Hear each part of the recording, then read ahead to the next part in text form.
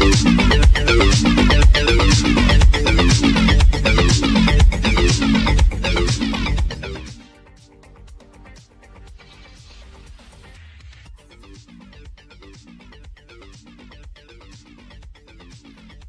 everyone, and welcome to the show where after the collision, we sift through the wreckage.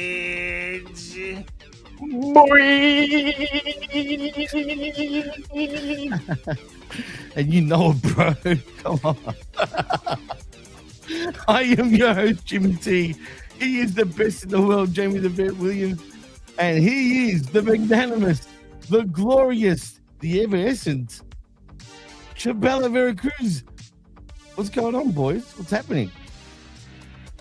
Can't complain, but you just said one thing wrong, Jimmy. I didn't want to start it off. No, not that, but effervescence. I don't know what you said before. I don't know what you said. Evanescence? He said evanescent, which means vanishing. You're not gonna disappear, as Professor, right? Well, I do magic tricks. I don't know in my private life, but I'm just saying. But I'm just trying to. I don't want to correct you so early. That's Vet's job. All right. It's all right. I've already been corrected. That's the archives. Vet check. That's the archives. He already checked me. Yeah, that's what it is. But it's effortlessness. But go ahead. I'm still laughing from that before. But anyway, I can't stop, man. That's why I fuck it. I botched it already, but it's all good. We're here for the wreckage. It's going to be a fun one, clearly, already after this start to the show. Vet, man, how are you, man? How's things? I'm great. This is how I get to kick off my weekend with the homies, talking about some professional wrestling. Brilliant.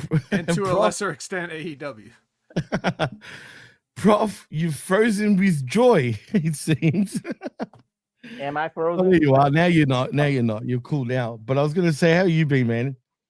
I've been okay.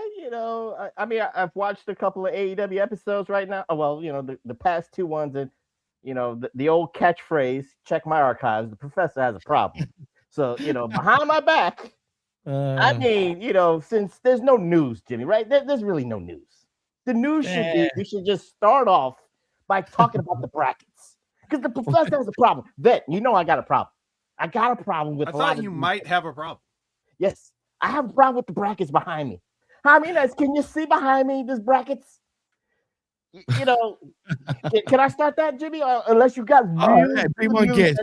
I do have news, but we can touch on the news after you want to touch on the brackets. If you absolutely cannot wait with this problem, then we can do it now. But I'll give you the floor at any point during the review portion if you want to just take over as well. So the choice is yours. I thought it'd be better that we talk about the brackets before the episode, because the episode flows itself with the eloquent reviews. I'm just saying that the professor's got a problem behind my back. You look at these brackets. Okay. One thing I will say is we got a storyline that, remember, who's in that bracket? Billy Goat. Billy Goat is behind my back, which is fine. Didn't I say the journey and the destination, Jimmy? I said we're gonna get Willie there. But we're gonna get him there. Right. But Vet will talk about it during the review show, how Willie's gonna get there. And we're gonna talk about Apollo Creed, we're gonna talk about Mr. Miyagi, and we're gonna talk about other things. I had no problem with that. But Jimmy, look at the other names. Look at the other names behind my back. It's star-studded, bro. Come on. Dunkzilla is star-studded? Yes. We're really going to go with that. Dunkzilla is a champion now, bro. Come on. To be fair, you would say. To be fair, but I'm not going to be fair on this one. We got Jungle Jack Perry. Huge star. This is two problems I got with the men's bracket. Vet, if you can agree with this, or maybe you can at least calm me down, calm my nerves down. Again, I'm starting hot. Remember, guys, I said when MJF was the champion, there was structure. The people that were chasing him, MJF kind of manipulated the people that were chasing him to get opportunities and stuff like that. I'm cool with that, right? Now cool. we got the fightingest champion in wrestling history in the last 100 years. The great George Hackenschmidt cannot hold a candle to Darby Allin. So Darby Allin is doing heavyweight title shots on Collision, on Dynamite. He could have done one on ROH Supercard of Honor if he chose to, but again, neither here nor there. I'm just saying. He's probably going to do a New Japan. He's going to do it during the G1, but again, neither here nor there. But Jimmy, these guys are trying to go for that title shot, right? They're trying to become the number one contender for All In. But Darby's giving it away like Oprah Winfrey was giving away cars. It's not the same thing. It don't feel big. That's all I'm going to say. Vet, want to calm me down? I'm sorry. Before we go to Vet, I just want to point out one thing that you didn't point out. Swerve Strickland must know the future, clearly. That's all I'm going to say. Right. I don't have a problem with wait. I'll say this. If MJF was the champion, you know the bracket would have been a little stronger with Swerve, Kenny Omega. You could have done something Hangman Page like, I'm not challenging MJF for the title. I'm just challenging my Owen Hart Cup win last year to defend my title. That's all I'm just saying. But Vet, the floor is yours. Yeah, I'm just gonna let you be hot. Like, why bother trying to explain any of this? It's who cares? Like, that's my, that's one of my catchphrases. If you go back in the archives, is with all due respect, in the big picture, who cares? We're just here to have a good time and chit chat about this stuff. We're not here to talk about how this bracket could have made sense in a different way, or let's talk about just the randomness of just taking 8 names and saying, oh yeah, you guys are in the Owen. Well, we had a bunch of randomness the months and months leading up to this, when like every year you have 365 days, before the next Owen, 364 perhaps, before the next Owen. So you have plenty of time to think about how all your random matches on Collisions and Dynamites could also potentially be qualifying matches for the future Owen Hart Cup, so that when we get to this bracket, it's like, yeah, this bracket's kind of lame, but I mean, that's just how the cookie crumbled. These people won, they qualified, they're here it is. Like, we could have done that. We didn't. We just threw up 8 random names that are not so random, because as Jimmy pointed out, I guess Swerve Strickland, when he started making ventures toward Bandito weeks ago, already must have known. Or perhaps he just wanted to fight Bandito for no reason to get that Ring of Honor title, and Tony Khan thought, well, that's a good first round of the Owen Cup to make. Same thing with Samoa Joe and Will Ospreay. Oh, these guys have some heat, and let's get Jungle Jack his win back. And what's this other bullshit off to the side here? Why? How is that even? What is this? What is this Claudio and Brody like? Nope. 0 people want to see that match. 0 people ever in history, including both those men's families. So I'm not going to talk about any of that. We're just going to skip past that, go right to the news. Wow. And we're going to enjoy talking about the freshest happenings in the world. Jimmy? I just want to point out, he actually hit the nail on the head with every match but the Claudio and Brody King match, because that just doesn't mean anything. But everything else is 100% spot on. That's why it's set up the way it is. But we'll get back to that a bit later on in the show, because we are going to talk news. Well, it's funny because Jeff Cobb has come out after his release from the WWE saying, I used to do fun stuff in an alternative universe. As noticed before, JC Mateo's real name, Jeff Cobb, departed from WWE earlier this month as part of the recent larger batch of talent releases and departures. Cobb was in attendance backstage at New Japan Pro Wrestling's Wrestling Dontaku 2026 events earlier this month in Japan. In response to a tweet from a fan who posted an old clip of Cobb performing a somersault plancha during his previous time in New Japan Pro Wrestling, Cobb responded stating how he used to do fun stuff in an alternative universe. He says maybe it's time to dust off the old college degree. Now, I'm assuming, I guess he's going back to Japan, as we pretty much predicted last week, I think we were talking about the week before. Anything to say about Jeff Cobb in Japan? Is he going to make a name for himself, Vet, or you don't really give a shit? Make a name for himself. Oh, that's where he made his name and got a job from. What the fuck? Anyway, no. What I'm taking what he said is that he's going to quit wrestling and get a shoot job, because he's going to use his degree and enter the workforce. And maybe he should, you know? There's probably more money in Wow. it than going back to Japan. You guys, you've watched wrestling for so long. He was giving homage to Dean Douglas. He wants to recreate the Dean Douglas character in New Japan Pro Wrestling and get it over. Because that's what New Japan needs. We lost Evil. Now we need a Dean. We need Dean Mateo or Dean Cobb. Dean Mateo, I like it. Actually, that works because, you know, the United Empire, of which he was originally a part, does have like a crest of sorts, you know, kind of like Dean Douglas had that crest, you know? He could be a bully. Work. Because once there's the bully crest sort of thing, if you know what I mean, the video game. But anyway, yeah, school. Paul White. The news are pretty shitty, to be honest, Prof. So don't worry, we'll be through it pretty quick. But Paul White re-signs with AEW. Anyone give a shit to comment or anyone? You know, that was the hottest free agent out there, Paul White. So you know, WWE was calling. You know, TNA's calling. You know, MLW's calling. AEW had to pack the Brinks truck for Paul White because you know Paul White has one last run in him. Never deny Paul White has one last run. Oh boy, these news. Vet, anything to say about the good old Paul White? I'm sorry, I was reading the comments. Did you say something about Paul White? Never mind, it's all good. No. Forget I even said that. But in other news, Marty Jannetty, did I just say that? Marty Jannetty underwent foot amputation surgery. Another one bites the dust when it comes to feet and wrestlers, man. It's no secret, though, guys, that his ankle's been pretty busted up over the years. I don't even know if he could even afford to fix that ankle that was pretty much busted up over the years. But nevertheless, they've cut off his foot, and he's not happy about it, as I'm sure anyone wouldn't be happy about it. Again, I don't expect you guys to say anything about this. I'm just putting it out there.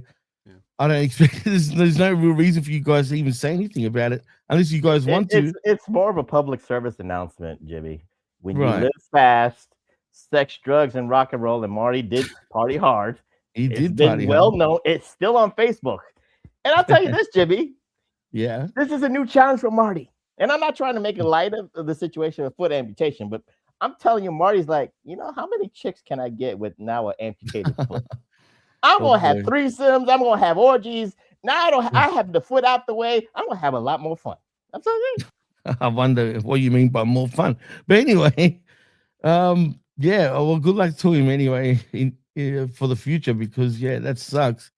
And what's this crap, Vet? I'm gonna ask you first about WWE reportedly believing in rumors of Paramount won't keep AEW and AEW will have difficulties finding a new TV deal. Do you buy that? Because apparently Mr. Tony Khan was hot after the Ring of Honor pay-per-view, and he said the gloves are off.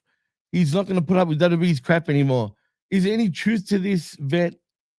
Are they going to struggle to find another TV deal if the rumors are true and, you know, TBS and TNT are done with them? Before Vet answers, or probably will try to teach the class here, Jimmy. Right. We're 2 years away from that. There's nothing to really talk about until we that's true too. That's the thing. So before Vet White might get sarcastic and try to teach the classes and teach the masses, we're 2 years away from that. There's a lot of, I even said this, hypotheticals is hypotheticals, Jimmy. But again, we don't know how the relationship will go. We don't know what happens after the sale goes through. That's what I'm just saying. Calm down, Jimmy. Just calm down. And for WWE side, that's just market manipulation. Now you wonder why that 50% pay cut has happening. Because maybe, again, they're hearing from the dirt sheets themselves on that end. We don't know what AEW is going to do. We don't know what Tony Khan's going to do. Again, it's 2 years away, but it's called market course correction on WWE side with the pay cuts. Go ahead, Vet. I'm sorry.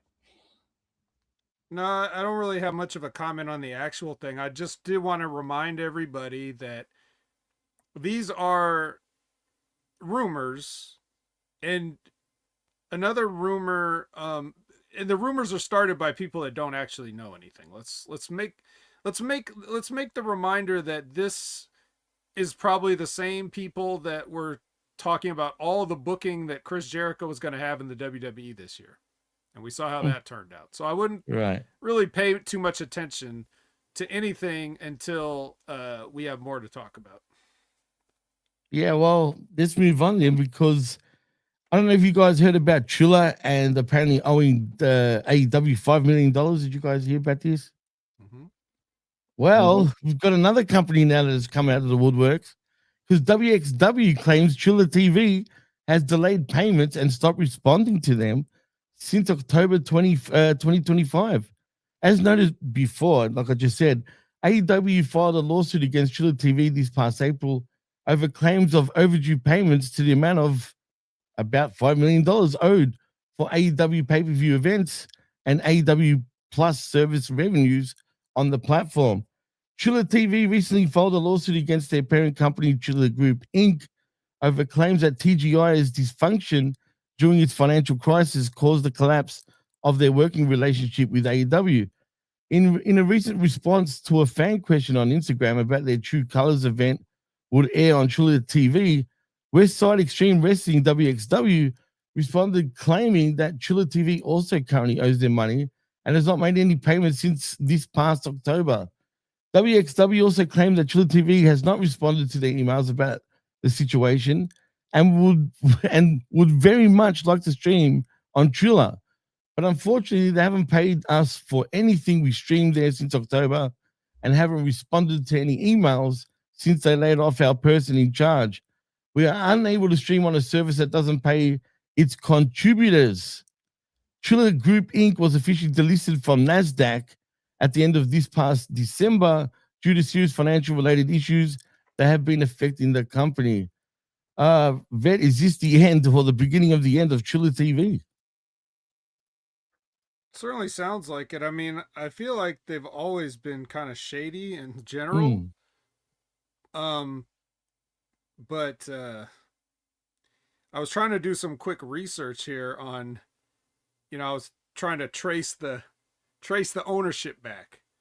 Wasn't JR part of this group initially when Fight TV first became a thing? I think he may be an investor. I don't know if he has any sort of ownership or like major ownership or any say in anything, but yeah, this is, they've gone through this used to like Triller TV, as you know, it used to be Fight, right? FITE, Fight TV. That's right. Which, showed a lot of pay-per-views. And then this I'm just looking through some of this stuff here. Yeah, I don't know, man. I don't really know much about it. I'm not too prepared to speak in a length on it, but yeah, we can look at it from a different lens, guys. I'll say this, Jimmy. I blame the IWC. I blame the pirate streamers. You didn't want to help Triller, and you didn't want to pay the little. I was paying for years, damn it. I'm not talking about you. I'm not talking about you. People in the chat know somebody who's been pirated. I know people who pirated, and they gleam saying, I don't pay for nothing. So Triller TV had a list of I don't know how many wrestling companies besides AEW and maybe AWXS, but there's so many that use their platform to get their wrestling shows out. But you didn't want to pay $9.99 or you didn't want to pay $19.99 a month or whatever the case may be, because that's too expensive.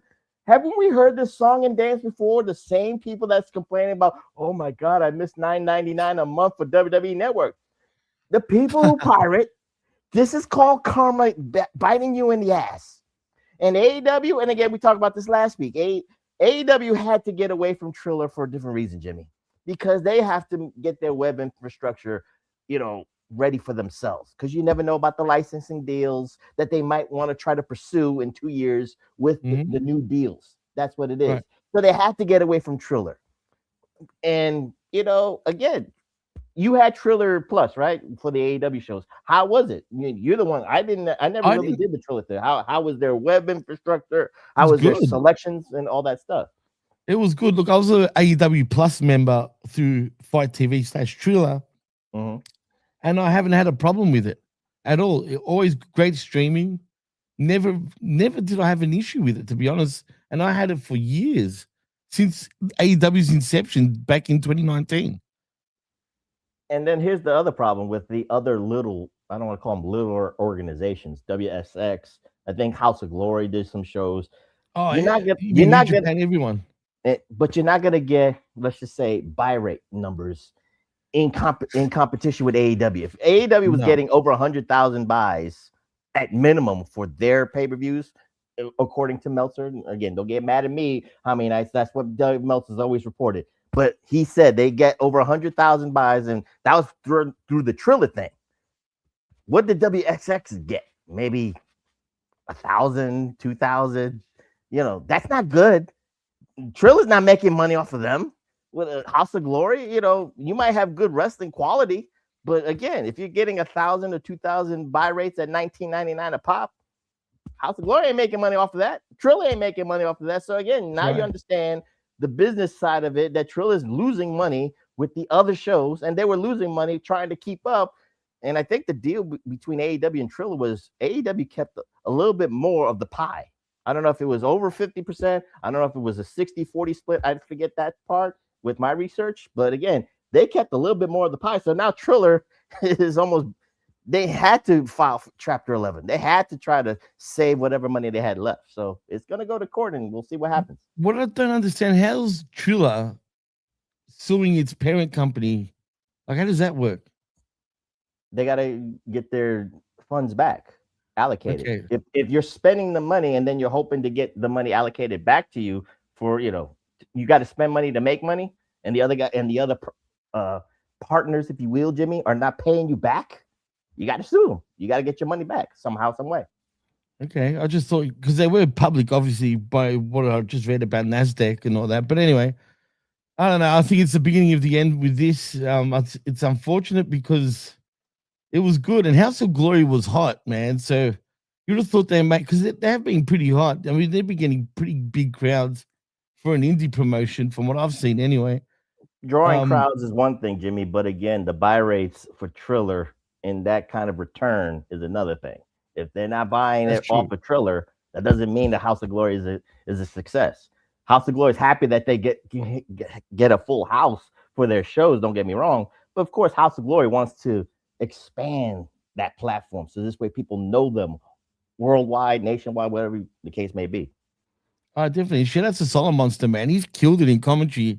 He's actually impressed me, actually, at how good he's become when it comes to commentating. So, yeah, shout outs to Jason Solid Monster. I just want to, you guys ready for a good laugh, by the way? Because as we report, you mean newsworthy laugh? Newsworthy laugh. And this is hilarious right now, because remember we were reporting last week about the good old John Cena Classic, the upcoming John Cena Classic. Well, it seems like they've done a backflip, because John Cena on John Cena Classic concept, and he says he's still being a work in progress suddenly. As noted before, this past Saturday's WWE Backlash 2026 event in Tampa, Florida, featured John Cena unveiling a new event called the John Cena Classic, and a new fan-voted championship called the Cena Classic Championship, the Triple C's, guys. The new event was stated to feature WWE main roster talent competing in matches against NXT brand talent. And Adam's Apple, I don't even know who the fuck Adam Apple is, held a recent interview with Cena. One of the topics discussed included Cena's thoughts about the John Cena Classic tournament concept still being a work in progress. And this is what good old John Cena had to say. He says, "Oh my God, I'm super excited. It's something I've been thinking about for a long time. And again, we're still working things out. And I like that. I like that it's a work in progress. But this is absolutely from me. I can't tell you how excited I am about it. I am fully invested in this, so I can't wait to see what it is. I can't wait till we announce the date and location. And I think that's obviously step one, and we'll go from there." Cena also gave his thoughts about who is on the radar for the John Cena Classic. He goes on to say, "Here's an interesting perspective. I tried to shut my radar off because I wasn't on anybody else's radar. I managed to have a wonderful career. Guys like CM Punk and even Seth Rollins might not necessarily be on somebody's radar. Becky Lynch is a story about someone who was not necessarily on someone's radar and made something. There are sure shots. Brock Lesnar was born to do what we do. I think Joe Anoa'i, Roman Reigns, is another one. I like turning the radar off, and I like seeing what people can do. I like seeing potential when the bright lights are on. And maybe that's the nucleus of the John Cena Classic. It's how I got my start. In other words, I have no fucking idea what's going on. And that's basically what he said. I mean, what he just said made absolutely no sense. He didn't even answer the question. That's all what I'm he saying. had to do was say 2 or 3 NXT names off the top of his head, which means that he doesn't know any. And so he had to bullshit his way around it. Listen, when John Cena was retiring, I was doing the show with Ray, and Ray was like, Vet, do you have anything, to say about John Cena? And I said something to the effect of, fucking leave already. Kick rocks. Tell your story walking. Get lost. I'm tired of John Cena already. And that was like right when he retired. He just won't ever go away. And we couldn't see him. Him asking, you think you can't see him, but you could hear him, I guess. You could hear him ramble on and on and on about a bunch of bullshit. First of all, number one, let's put a bullet in his whole thing right off the start. Right. If you spent a long time thinking about this, you would have known it was the dumbest fucking idea ever, and you would have buried it in your mind and never told anybody. Or if you're that non-self-aware, then you would at least know for a long time exactly what you wanted this to be, because you've had a long time to think about it. So he's had a long time to think about it. He makes an announcement that doesn't make any sense and isn't ironed out, and everybody's confused and everybody's laughing at him. And here we are. We have no more information than we did. And every time he does an interview, when someone's going to ask him about it now, like, they're going to, in the most polite way possible, say, John Cena, what the fuck are you talking about? And he's going to give you this long rambling answer that I couldn't even wait for Jimmy to stop reading, let alone to hear John Cena go through it. Fucking John Cena. Jesus Christ. The wrong JC. Professor, calm me down. I will calm you down. See, what had happened for John was this. He already has the John Cena Classic in his head. He already told you what we were going to do at Backlash. He already said it. So I don't understand the podcast interview. Is this after Backlash or this is before? I'm trying to give John after Backlash. Oh God! Now I can't even calm Vet down for it has to be after, because he asked him, "What the hell are you talking about?" Because he said everything was working. He said we're gonna call, the fans are gonna call in for the losers. We even did this on the Wreckage. We gave a low level NXT guy a grace for the John Cena Classic concept. So John, you know what it is when you take too many superplexes. That I know you understand this. When you take too many chair shots to the head, sometimes you forget certain things. He had something. He just forgot the NXT people because he doesn't watch it weekly. He might know 1 or 2 names. Well, he knew Obafemi, but Obafemi's on the main roster, so he doesn't know anybody else. He doesn't. So, if he was going to name Ricky Saints, he's not on the main roster. He can't name an NXT guy to save his life. That was the problem. It's like, oh, shit. Oh, God. Who? So I got to go back to my archives to FCW. I got to go back to my archives of OVW. Just like the class of OVW, like me and Brock and Randy Orton and Shelton, we had the hunger and the passion. We would have been perfect for the John Cena Classic. Well, that's 2000, guys. That's 2000, John. I understand what you're talking about, but we got to talk about the NXT class this year of 2026. That's it. That's the difference. Well, like Todd Brantley said, he did say he wanted to ruin wrestling, right? I'm talking about John Cena. He's doing his part. He's doing his part. Listen, John Cena, obviously, he's done it all. He's one of the biggest names ever in the history of the business. So, like, I understand that there's more at work here than anybody is willing to divulge or admit. I'm sure there's things like where they're like, they want him around, and he's probably just like, I'm just trying to help or do what I can. So, like, I get all that. Let me, the guy that had a cup of coffee in the wrestling business, school John Cena on how to handle this the next time somebody asks him something that he knows nothing about. Okay? This is what you do, John. When someone says, what are some people that you're looking forward to in the John Cena Classic? You pick up your phone, you say, excuse me, I'm sorry. I'm sorry. Hold on. and then you Google real quick NXT roster, and then, you know, pretend that you're getting an emergency message, and then you put your phone down, and then you say the 3 names that you looked at when you pretended to get an emergency message. That's how you handle situations like this. That's for free, John. You've given so much to us. It's the least I could do to give a piece of advice back to you. Nice. Well, you know what, boys? That is the news, pretty much. You know who needs a strong win in this John Cena Classic, guys? Seth Rollins. Because I think Seth is perfect for the John Cena Classic. He needs something. Just like Billy Goat needs the Owen Hart tournament, Seth Rollins needs a strong win. Put him in that Classic. I don't know, man. He's going to bomb. That's all I know. Big time. In other wrestling news, wrestling adjacent news, did anybody see the Titanic battle last night between Ronda Rousey and Gina Carano? Oh, yeah. 17 seconds. Hey, first of all, to the chat that was on the what's it called, Insanity review, who's telling me Carano is going to beat Ronda Rousey. Oh yeah, God, no people shit. said that? All the chat was all freaking saying Carano. I'm like, Rousey's going to win this, man. She should win easily. Snitch those names, Jimmy. Who said it? Well, first of all, laugh. it wasn't even Ben Shlomo or Darkside Caster because they weren't there. J12 was one of them, by the way. Oh boy. Whoa. Sorry, Hermano, but you know, come I'm on, just gonna J12. put it out there. You're seasoned, man. You should know better than that. In J12's defense, he's doing the drinking game. That was it. He was doing the drinking game. Well, he hasn't been drinking for months, has he? He would have died of liver poisoning. No.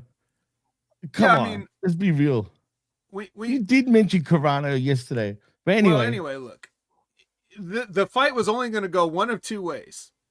If it was either going to go the way that it went, which was a complete shoot, or Ronda would have, you know, if she put her working shoes on, maybe she could have carried her for a few minutes just to, you know, so it's not as embarrassing, you know, like it depends if she wanted to embarrass her friend or not. And apparently she went all in and just said, let's just get this over with and not hurt anybody. Wow. Because I don't know if you guys realize this, but with all due respect to the great Gina Carano, she was not like an amazing fighter. No, she wasn't, man. But there was very little else. No. She was a great fighter to go out on, you know. She was a great fighter, Vet. Come on, Mandalorian. Did you see her at Mandalorian kick Yeah, ass? I'm just she's saying. gonna be One, back. Yeah. With Sasha Banks. Yes, With the great Sasha Banks, whoever that is. The thing about Carano, she was good in a bad division in her time, if that makes any sense. Yeah, it was they were figuring stuff out, you know, and she was trained and she was marketable. And that's the thing. You have to you can never, if you're looking back at the last 100+ years of fight promotion, every single one of these potential big marketed events there's a level of work involved. Like there always is. When there's money on the line, the work is there. You must understand that you've probably in your lifetime never seen a 100% legitimate fight. Okay? Right. Actually, last night was the closest thing to legitimate that we could see, because she was like, we ain't wasting nobody's time. Let's go home and go to bed. Right? So, man. And I knew it was either going to be that, or like I said, maybe a little soft shoe, you know, a little tap dancing, a little let's grapple a little bit. Let's put on a slight show so that it looks like, oh damn, Gina still got it. Oh no, she got caught. You know, like something like that. So, you know, Ronda is a competitor and she respects people enough to not, you know, embarrass them. So she just finished it. That's all that was going to happen, and they got a big payday. And it's a good thing in general for the business. It's not like, you know, watching Mike Tyson carry a bum for like several rounds and had to pretend that he's too old and doesn't have it anymore to beat a fucking social media influencer, right? Like that's much more insulting than just seeing a 17-second flash submission, right? I mean, what do you think, Professor? I'll answer it with a question, Vet, because it's, again, are we happy with alternatives to UFC? Because UFC is the gold standard. I hate to say that. It's the dominating force all over the world. And again, no other league has really competed with UFC. I think Bellator is the TNA of mixed Strike martial arts. Force, I think, was the only one. Obviously, like other than Pride in Japan, which is the closest number to UFC, Okay. and maybe Strike Force at their peak with their women's division, heavyweight division at the time, was very close. So to with UFC, that being, yeah, no, I get what you're saying. I understand. I'm just saying. So with that being said, we should celebrate, like you said, Vet, the paydays for these guys and gals. Yep. But again, is this going to be a league to compete with UFC when you're using, I don't want to call them retread UFC fighters, but fighters that had issues with Dana White, fighters who had issues with maybe the pay scales of the UFC contracts. This is what people always on the other side in wrestling say, thank God for Tony Khan and thank God for AEW and thank God for that alternative for the wrestlers to get paid and have options. So we could all laugh at 17 seconds, but I think, there was a decent fight between, what was his name? Nate Diaz. Yeah, that was a brutal fight, man. So that was a brutal fight. And then what's the other guy's name? Nagano. Nagano. The names escape me. I'm sorry, but I'm just saying, like, we should at least applaud the whole card and the presentation, because again, UFC under the TKO umbrella, guys, and how many nights you could quote me on this, but those UFC fans are not happy with the Paramount partnership, if you will, with the breaks, the advertisements, the flow of the show. They're the same complaints that wrestling fans have with WWE PLEs. Those UFC fans are starting to get a little bit loud with their discontent, if you will, with UFC. So I didn't see the whole show, guys. So I guess you saw it, Vet. So how was the flow? Like, the commercials are bad, or like the flow was good? Was it more enjoyable? Well, here's the problem. I mean, I don't want to spend too much time on it because I didn't watch the whole show. I tuned in and I had this. I knew I could put this on one screen and Collision on the other screen. I knew that I did not need full attention for either one at any given time, right? So I was able to multitask with it. But your eyes was on the Netflix more. I know.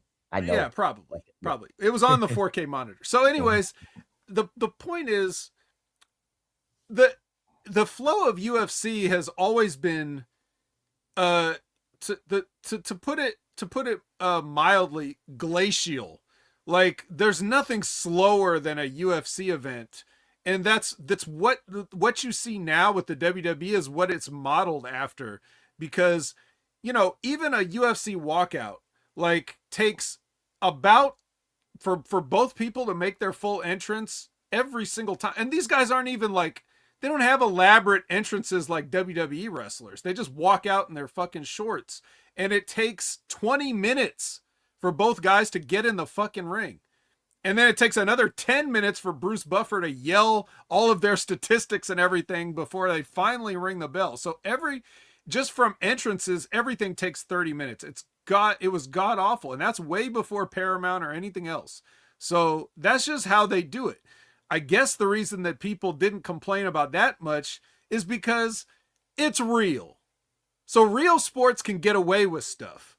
With WWE, they look at the whole thing. They say, this is fake, so hurry it up.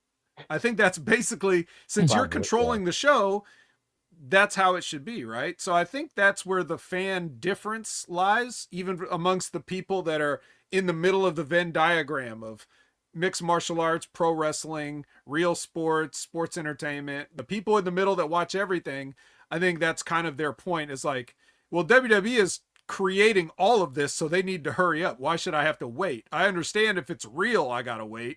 I get an hour of football action and 3 hours of, broadcast time. It's the same thing in any sport, but I guess it's okay because it's real, right? I guess that must be the thing. Now, as for the question about whether it's, this is a good thing as have competition for, or just an alternative to UFC or something to watch in the off season, that's always something that's better to position yourself as. It's like, they're not going to run head to head with UFC. Why should they? They're going to want to get 100% of the audience that they can try to get. So it gives people something else and to watch instead. And if it's more enjoyable than UFC because of the slog of a show that UFC can be sometimes, then that's great. And that gives people that alternative. Maybe they'll sign up for Netflix. Maybe they'll watch it just because they already have Netflix and they get all the ads that they get to see. As for the question about the flow of the MVP promotions compared to the UFC show, here's the deal. All of the, pretty much, for all intents and purposes, every one of those fights finished in the first round, which means you had scheduled time, and now you have to fill that time with non-fighting because, I mean, yeah, you can push stuff up, like, okay, well, whatever, but it's like, well, we had allotted a half hour for this fight, and it finished in 1 minute. So now we get to save a few minutes, but we still got to put the ads we planned to put. So you're going to have at least that. So without any of the fights going into the deeper rounds, I can't say what it would have been like. I don't know.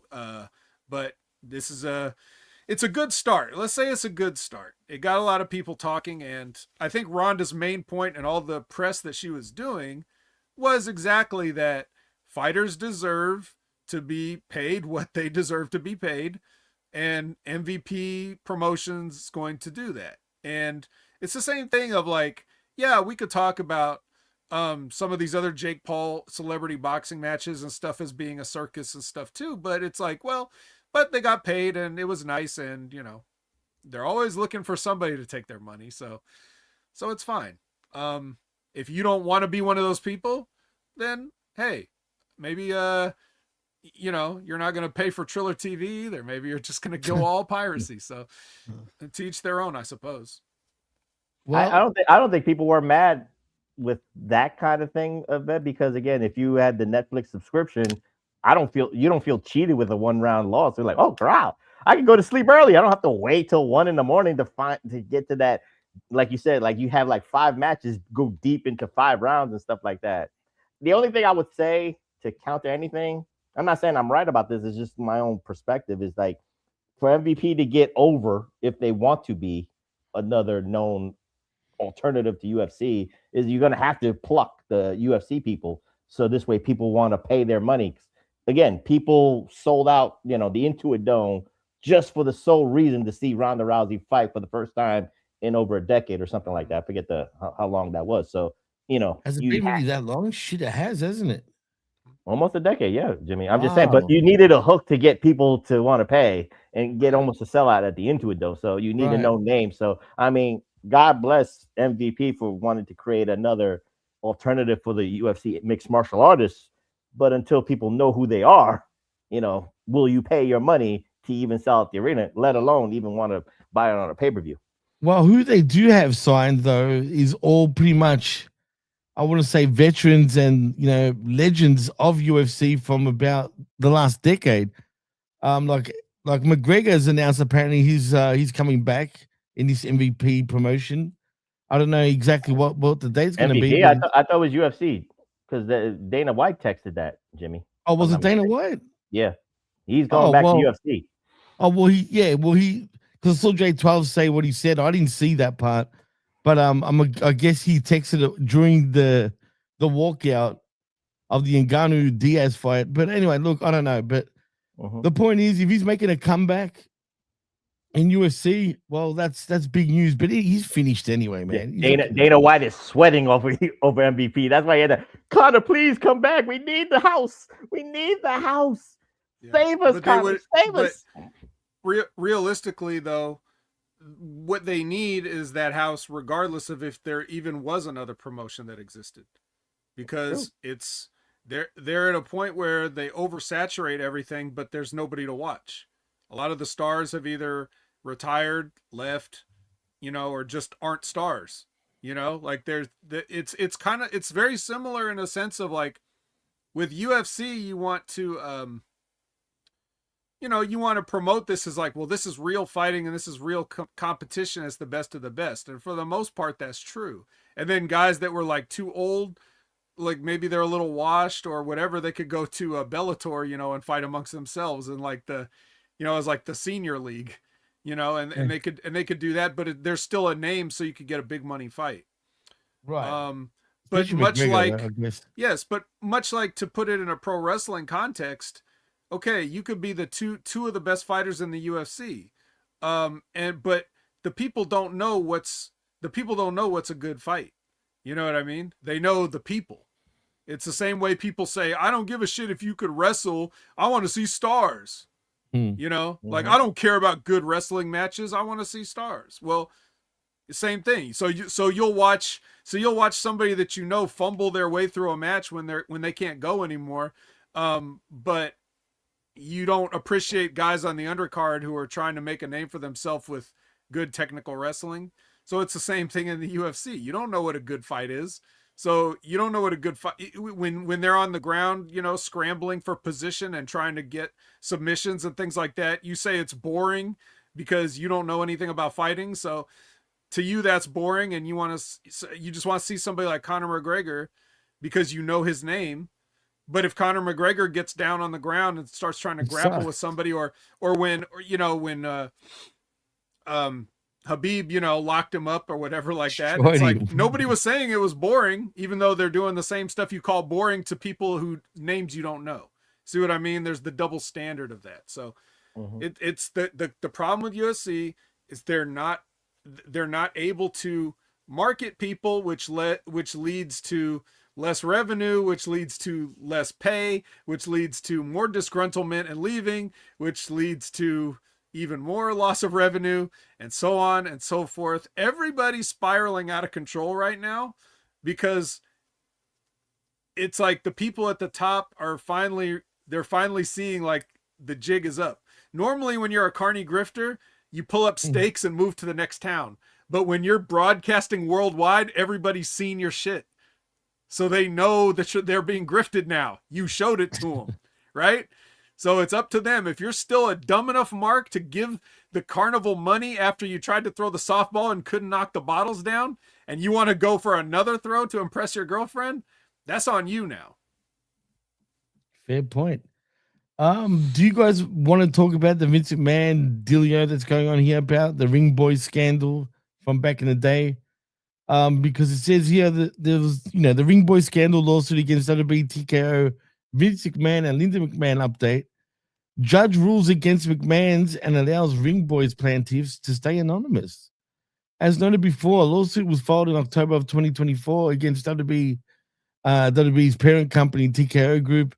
Former WWE chairman Vince McMahon and Linda McMahon, on behalf of the survivors of the infamous WWE Ring Boys scandal back in '92, additional survivors joined as plaintiffs for the lawsuit against the Maryland Supreme Court, upholding the Maryland Child Victims Act as being constitutional in February of 2025. More survivors joined as plaintiffs this past April and filed new additional allegations. The plaintiffs filed a motion this past January requesting to maintain anonymity in the lawsuit, which was opposed by Vince and Linda McMahon. Post Wrestling and WrestleNomics Brandon Thurston reported that the judge, James K. Breda, ruled on Thursday rejecting the McMahon's efforts to require the Ring Boys plaintiffs to put their real names into the public record in regards to the ongoing lawsuit. Thurston reported that this ruling means that the Ring Boys' names will remain known to the defendants, whose identities have been disclosed since early in the case, but unknown to the public trial through the pre-trial phrase. In this ruling, Judge Breda found that the two factors of the 5-factor test for anonymity that weighed the most heavily were in favor of the plaintiffs for the case. The first factor was the allegations of childhood sexual abuse are particularly sensitive and personal, even beyond other allegations of sexual abuse. The second factor was Breda had agreed that the plaintiffs would be at risk of significant harm if their names were known to the public. Breda agreed with the plaintiff's attorney's assertion that there is a significant risk of subjecting plaintiffs to re-traumatization if they are forced to publicly reveal their identities, making them permanently available on the internet. Fellas, what is going on here? Is this a big deal? Are we going to get more in this lawsuit? And is anything going to happen to the McMahons and Vet? Is it possible? What's going to happen here? What's the worst case scenario for the McMahons in this situation? Because this has been going on for years. Is this criminal or civil? I have no idea. It doesn't even say. It should. Let me just double check. But I think it's criminal, you could Vet. probably find out. is it? Even if Is this it criminal? I think it's criminal. Yeah. Yeah, I mean, look. I have no. First of all, let me say that before anything, I have no earthly idea why this is even happening. Why doesn't he just settle? Just settle and be done with it. You know what you did. You know you're wrong. You keep trying to, the more you try to struggle against this, the guiltier you look and the guiltier you will be found. Because you think this, I know that the jury isn't supposed to, they're supposed to retain a fair, outlook, just like the professor would, on this whole situation. But this stuff does factor into a human's brain when it happens. Like how long did you try to avoid this? How much longer am I going to be involved in this? So the fact that he's even trying to maintain some level of innocence, even if he is innocent, is still ridiculous. Just do what they want and get it over with.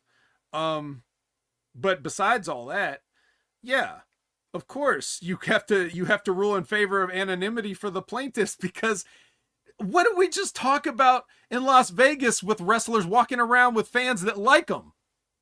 Then you're going to put these people's names out there with these fucking idiot psychopath wrestling fans that are going to try to, harass these people. At best, these people will be harassed because they're happy that Vince McMahon booked stuff that gave him a nice childhood. Like the fans, like, oh, I got to see Hogan and Andre, so fuck these kids. Yeah, no. You can't have the public know who these people are, man. Absolutely not. Under no circumstances. Oh, and just quietly, boys, it is a civil case, not a criminal one. So it is all just about money. Yeah. He wouldn't even go, even if he's guilty, he's not going to go to jail or do any sort of thing. So it's a money issue.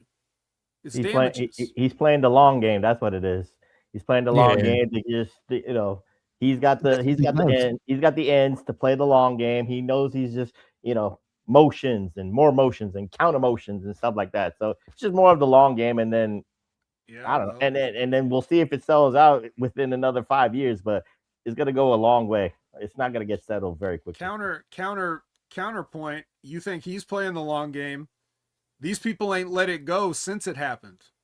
Yeah. And they tried to sweep this under the rug, and they tried to make them forget about it. So I don't think they care if they die before this thing gets settled. If they die of old age, they'll either see Vince McMahon die of old age or they will. But what they won't do is put their own life in their hands by releasing their public information. Mm-hmm. You got to protect the victims. You got to protect the victims at all costs. Because, again, like Vet said, there's trolls. There's people that will dox the victims if they're pro Vince McMahon, pro Linda McMahon. So, again, you got to protect the victims here. Well, boys, that is the news for the week. And I think it's time we can actually put our gloves on and start sifting through that wreckage. So, Vet, it's all yours, man. Woohoo!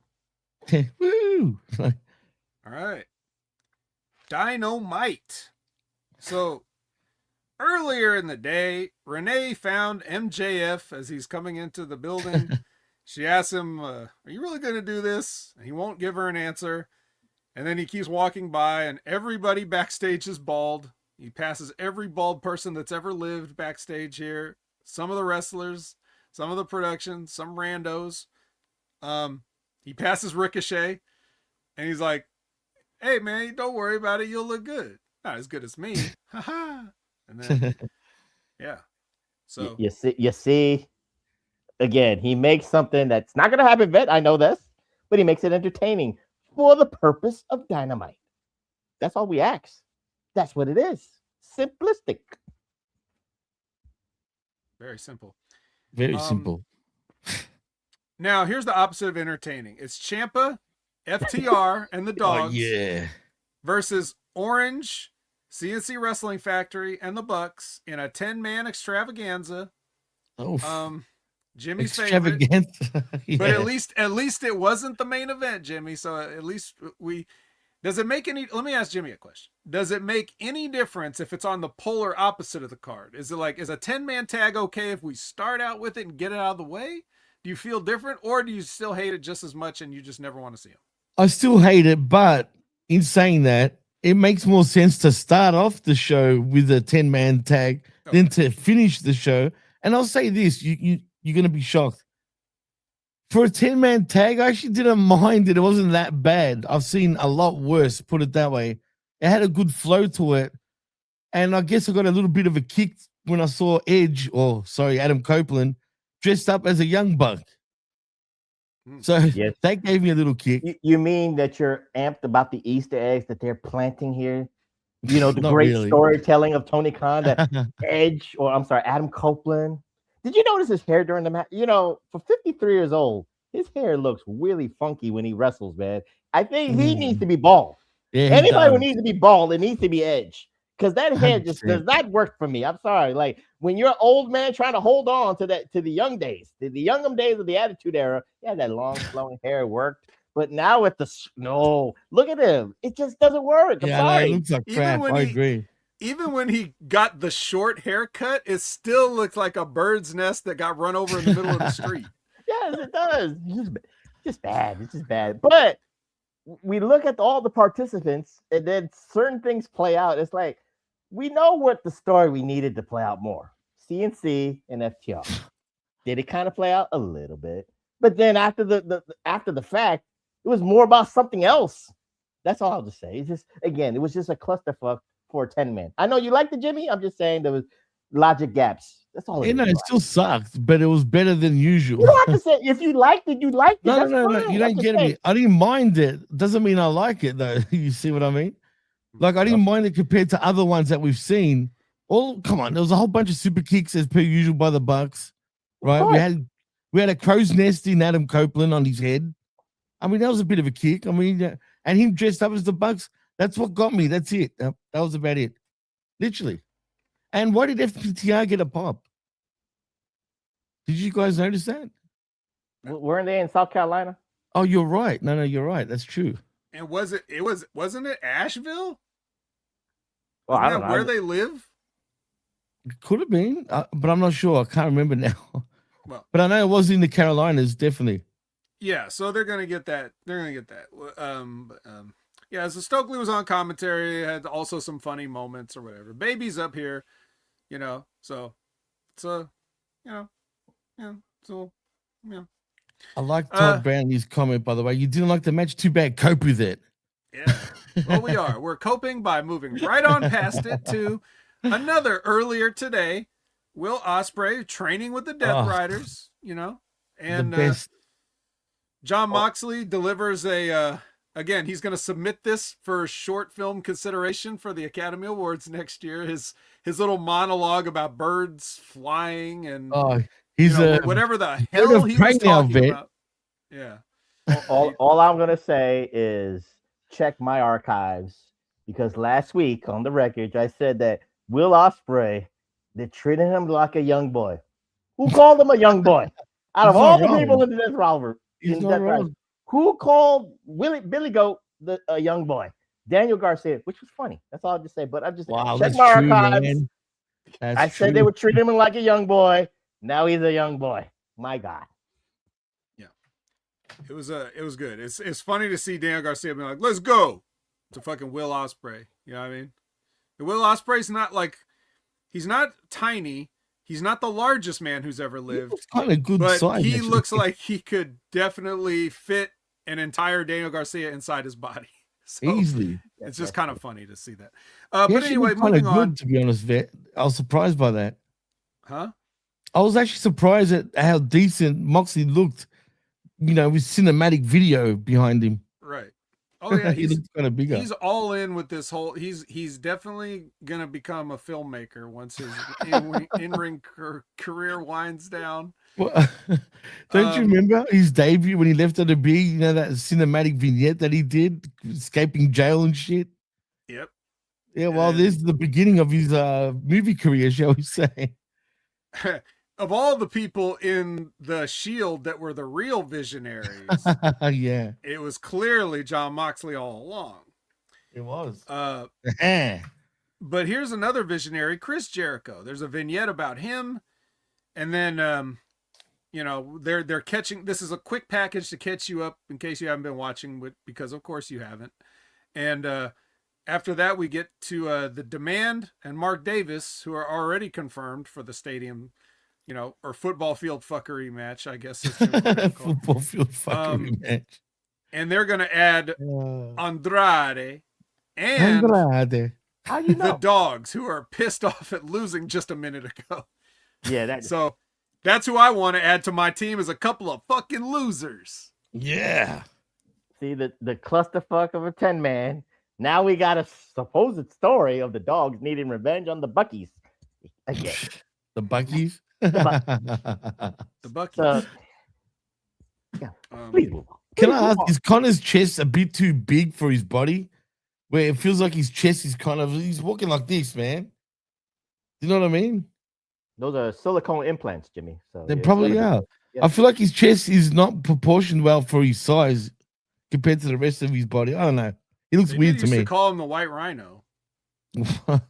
White Rhino, please. I don't know. Maybe that had something to do with proportions. I don't know, but damn, he's not a White Rhino. Next match is possibly a standby match. I don't know if they said this, but Speedball versus Westbrook. Guys, have you done your homework on Westbrook? Oh yeah, I'm a huge fan of his. Professor was telling me all about him. You mean before or after the botch? Everybody was doing more Google searches after the botch of who is Westbrook. That's all I'll say about that.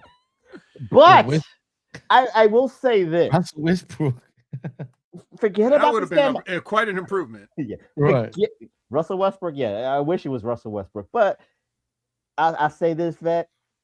Tony Khan messed up a beautiful opportunity, and the reason I say that is because when we had a standby match, Jet Speed is celebrating. Kevin Willie, let's talk about it. He's cheering his boy on and all that shit. And then the match is over. I don't know why Westbrook got a lot of minutes. I'm sorry, but again, neither here nor there. But after the fact, Kevin Willie, let's talk about it, said open challenge. And Vet, and this is cool. I'm going with the wrestling guy here, Jimmy. Just hold on for a second. But Vet, you saw it. Kevin Willie, let's talk about it, was looking for that open challenge guy. He was looking at the stage. And I noticed the way Mike Bailey was peeking right behind him. I'm like, dude, this is a perfect opportunity. You could call out, you could be that open challenge. You could actually go heel, take the leg out of Kevin Willie, let's talk about it, and become the new TNT champion. I actually bet, I'm not lying here. I was looking at the TV a little bit closer. I'm like, do it. Do it, non-binary. Do it. It felt that way. It definitely felt that way. Right. What better time than with the Owen Hart Classic looming to kick his leg out of his leg? Right. What better time? And then, Vet, you want to take over with the review? Go ahead. I don't want to spoil it for the Hummy Nights. Yeah. Well, let's not spoil it. Let's not move on from Westbrook. Okay? We're not done with Westbrook. Oh, you can't just name yourself Westbrook, you know? Yeah, can't do it. But anyway, yeah, like Professor said, he tried to do a thing. He slipperoo. Everybody just had to look at him. And then Mike Bailey kicked his leg out of his leg. Westbrook, breaking news. Westbrook confirmed for the John Cena Classic after that match. Yep. Oh. He could get voted in. Yes, he could be the one. I'm calling in him. Yeah. Ultimate weapon on Westbrook.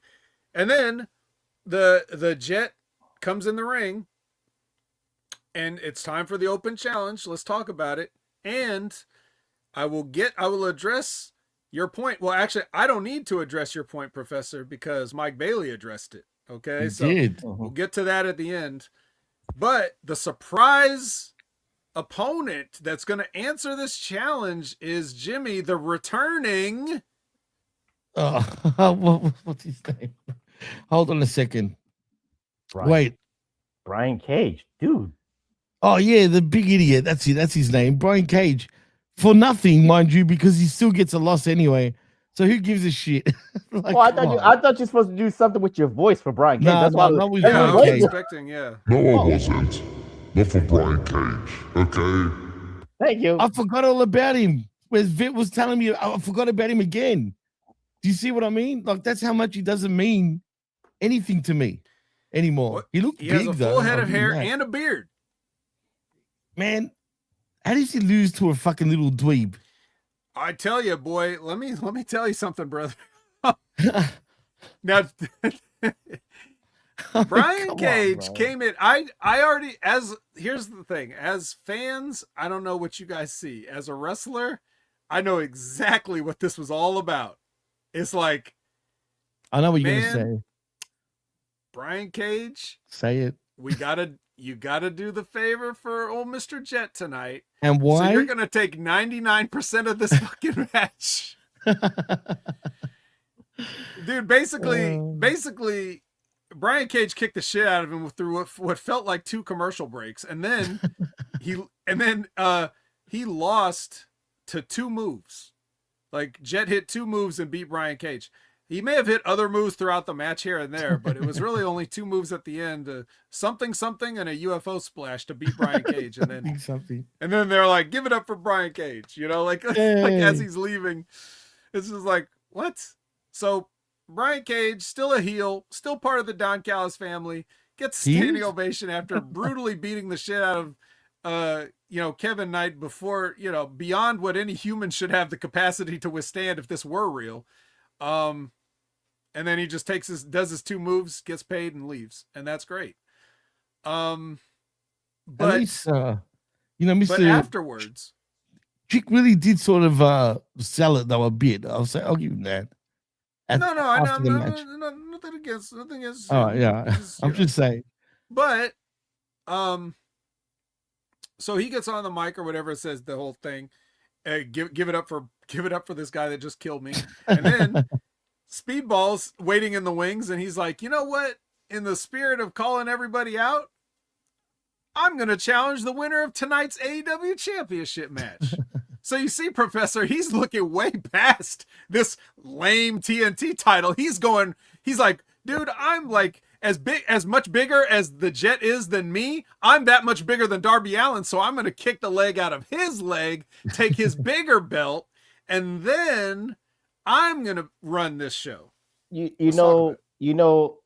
Optically, I agree with that. But storyline board, you just saw a little tension between Jet Speed. You can see the seeds of jealousy. It's leading to that still. It's leading. And all I'm just saying is, why not play it out? Or why not Mike Bailey? Why not Mike Bailey for Double or Nothing? Let's talk about it. Just say, Kevin Willie, you've been throwing out these challenges. What about us? They fought each other in the Continental Classic. They had their 20-minute draw or whatever, or close to it. I'm just saying you can play along with that. But again, with Darby Allin throwing championships out, it's a no-brainer, Vet. I understand that. It's a bigger title. I understand that. I'm just saying, for my stories, for my novellas, for all the Spanish Jaime nights out there, for my novellas, I need more of a drama between Jet Speed. Not this rinky-dink title shot that Mike Bailey's going to get that we know that's going to lead to nowhere. You had something leading to me for something else. Passion. Well, what will happen eventually, because he's going for the world championship, I could see this. This is Tony Khan logic. Mr. Kevin Willie, let's talk about it, is going to end up being like almost offended or jealous even that the Speedball was going for a world championship and be like, why not go after me? Could have a fair enough match. But, he doesn't want to crap. That don't make no sense to me, because he Mike Bailey's been cheering him on even for the TNT title, cheering him along. No, but they're full of shit. They're full of shit. Now, if you say Kevin Willie, let's talk about it, like takes the leg off of Mike Bailey before he almost wins against Darby Allin, maybe I'm with you. Maybe I'm with you on that, but he's got to do something physical. That's like, the logic. Guys. I understand this logic, guys. I understand. Yes. Listen. He's going to teach us. Regardless of all of that, are you going to both sit here and tell me that what professional wrestling needs in the year 2026 is another partner turning on a partner? Yes. Like, that's the one thing that we never get, that we've always wanted, is I cannot believe, like, wow, what a great idea. A partner turning on his partner for no other reason than somebody's telenovelas. As a I don't think we're that bankrupt of stories yet that we need to go with the same thing that everybody does every single fucking week in this entire industry. I think just once I would like to see somebody stay friends. Just stay friends. True. I don't need to see the match. They already fought. And they were forced to fight, you know, just like the subtitle of Blood Fist 3, which I'm sure Mike Bailey has seen 100 times. Just as a traditionalist vet, yes, I want that. It works. Stop it. Stop wanting it. No, we need it. That's all I'm saying. Nobody needs it. Yeah. The only thing new you want is Kevin Williams. Let's talk about his shooting him or stabbing him in the locker room. We don't need to see that. Oh, I'm down for that. No, that's too egregious. I'm down for that. Keep the formula simple. Speedball can get stabbed any day for all I care. No offense, Speedball. Just saying. Well, anyway, we've already talked about the Owen Hart men's bracket. So I don't think we need, if you missed that part, you'll just have to go back to Patreon and watch the beginning of the show. We kicked off with it. $5 now. If you want audio, that is. Yeah, next is Jack Perry bitching about losing or something. I wasn't listening to him. Next is Will Ospreay versus Ace Austin. I guess, guys, when you come back from a neck injury and you're being retrained from the ground up as a young boy by Daniel Garcia and others, what you really need more than anything else, especially going into the Owen Hart Cup, a strong win. So, Ace Austin, we know you ain't won shit since you got here, and you ain't going to start tonight. So, have a match with Will Ospreay. I'll circle back around to this match. I did want to address Aaron Ben Shlomo. It's not that I don't see you, bro. I just haven't had a chance to address your question. But he did ask a question earlier about Daniel Garcia. He said, what's going on here? I returned to Sizzle Wars over, and the vet is Mr. Cuddles. Where's the vet who used to disavow Daniel Garcia? He does. Now, don't worry, Aaron. He does. I still disavow Daniel Garcia, but the thing is, the disavow has to be a main event match. If it's not a main event match, I can't disavow it. If he's an opening match or anywhere in the middle, I kind of have to just take the Daniel Garcia. But it's main event Daniel Garcia that gets disavowed. And furthermore, I don't think he was he in the Death Riders match? Or was it just like Claudio and Yuta? I don't even remember if Daniel Garcia is actually in the match. Has he had even many matches since joining? I don't think he has. It's more multi-man, Jimmy. He's done that more. Okay. See, that I haven't noticed. For me, I don't know about everybody else, but for me, when I see the Death Riders, when I hear that when I hear that, I see them all walk out. Right. But the guys that actually get up on the apron, I don't even pay attention to who they are. So I have no idea who wrestles any given match. I can't, I can't. As the kids say, I can't even.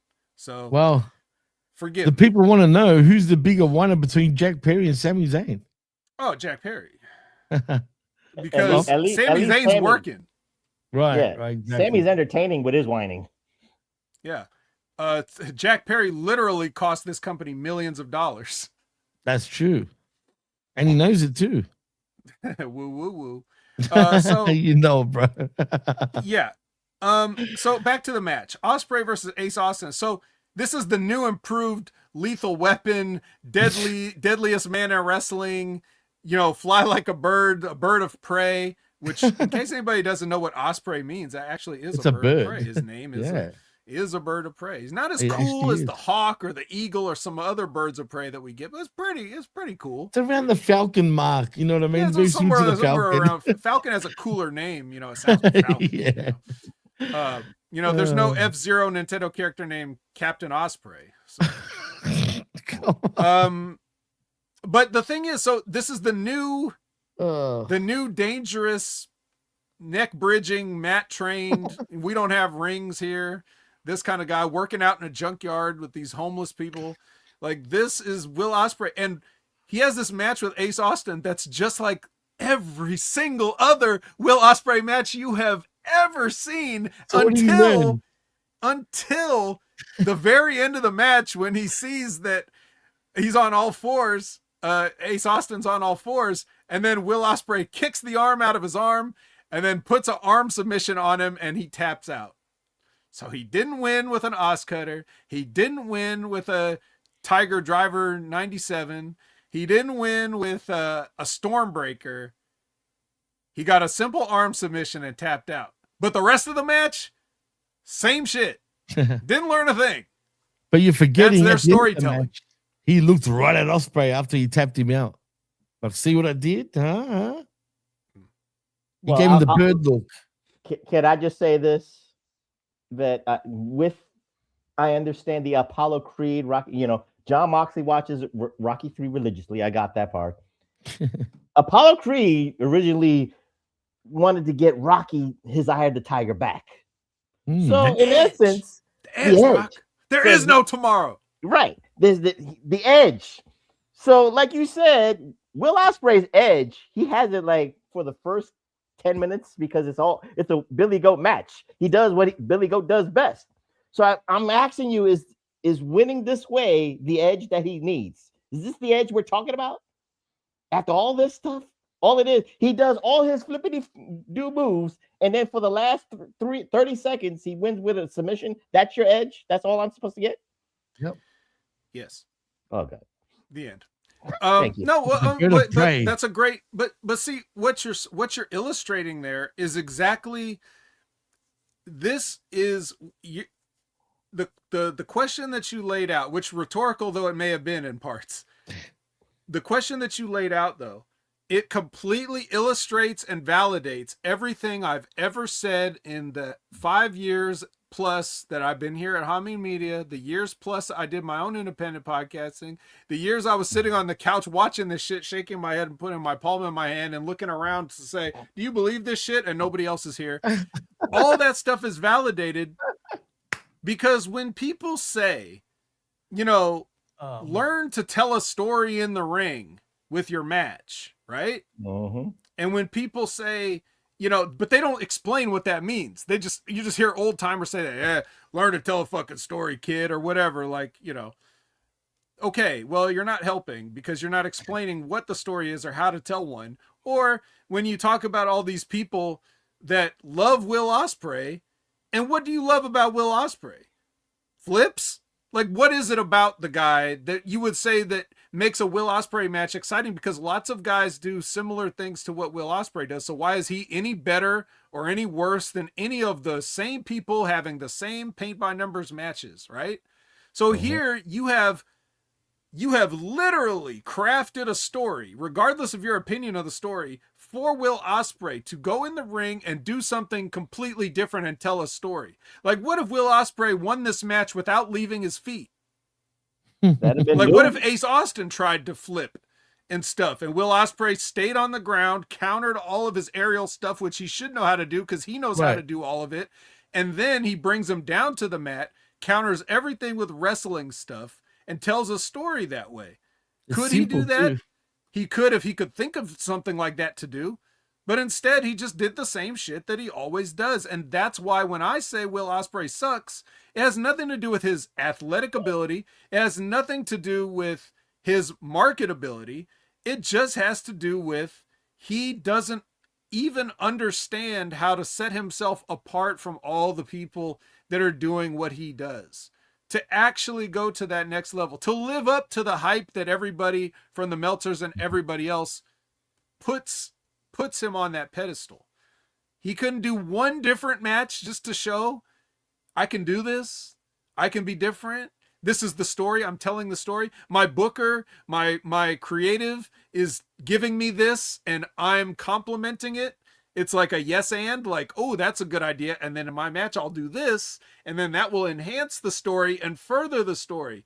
And it'll get me over. It'll get John Moxley and the Death Riders more over. It'll get Tony Khan over because I'm making him look good.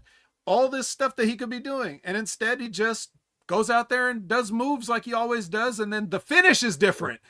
But that's supposed to be enough. Is it enough, Professor? You're the captive audience. Is it enough, Jimmy? Is it enough just to switch the finish?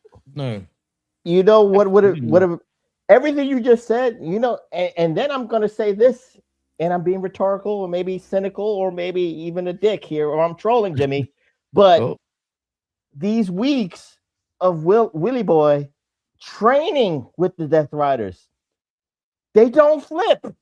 Daniel Garcia doesn't flip. Wheeler kind of flips, but you know, again, ground and pound. All this training in their personal Death Rider dungeon, and we could have had this match against Ace Austin, and you're 100% right. He should have ground and pound him, you know, holes and stuff like that, and win by submission. He could have been a submission rush. It could have looked different. I could have been like, okay, now the story is playing out. Whether I don't like the way he's like, you know, he had a feud with Moxley, and now they're going away from it. I don't mind the Apollo Creed approach, but at least change your style for a 10-minute match and keep it ground and pound. It would have been a more engaging, more telenovela storyline. That's all I'm just saying. Right. And furthermore, when you go into the bigger matches with the bigger stakes, when you bust out the shit that you used to bust out, it'll get an even bigger pop than it used to, because they'll be like, oh, he is going to do it. He is going to do a twisty Phoenix, whatever. You know, like they're excited to see it, but right now they're already expecting it. Mm-hmm. So if you don't give it to them, don't give it to them, then give it to them. The anticipation of a thing is greater than getting it oftentimes, and that's where we're at right now. But you're not helping the story by unless you were telling a story of which you're doing the old stuff and it's not effective, and then you have to go to your new training, and then that's what pulls you through. But they didn't tell that story either. They would have had this match regardless. The only difference is he would have hit him with a Oscutter or something. He wouldn't even give him the Stormbreaker. He wouldn't even wasted a Stormbreaker on Ace Austin, with all due respect. Right. And before we move on to the next thing, but I just say this in closing. You could, like, even with the way he could have told a new story with that match, right? He could have conflicting vignettes or vignettes, Jimmy, if you will, with United, you know, having issues with Caleb Newman and the United Empire, Great O'Connor talking about what's wrong with you? Where is Will Ospreay? Where is what you are? And then you have Apollo Creed, John Moxley, like, damn it, Willie, what's the matter with you? We told you how to do it. We're training you how to do it this way. We're giving you that edge. We're teaching you how to have that edge. It's not playing out the right way on TV, in my humble opinion. Yep. However, I will say this.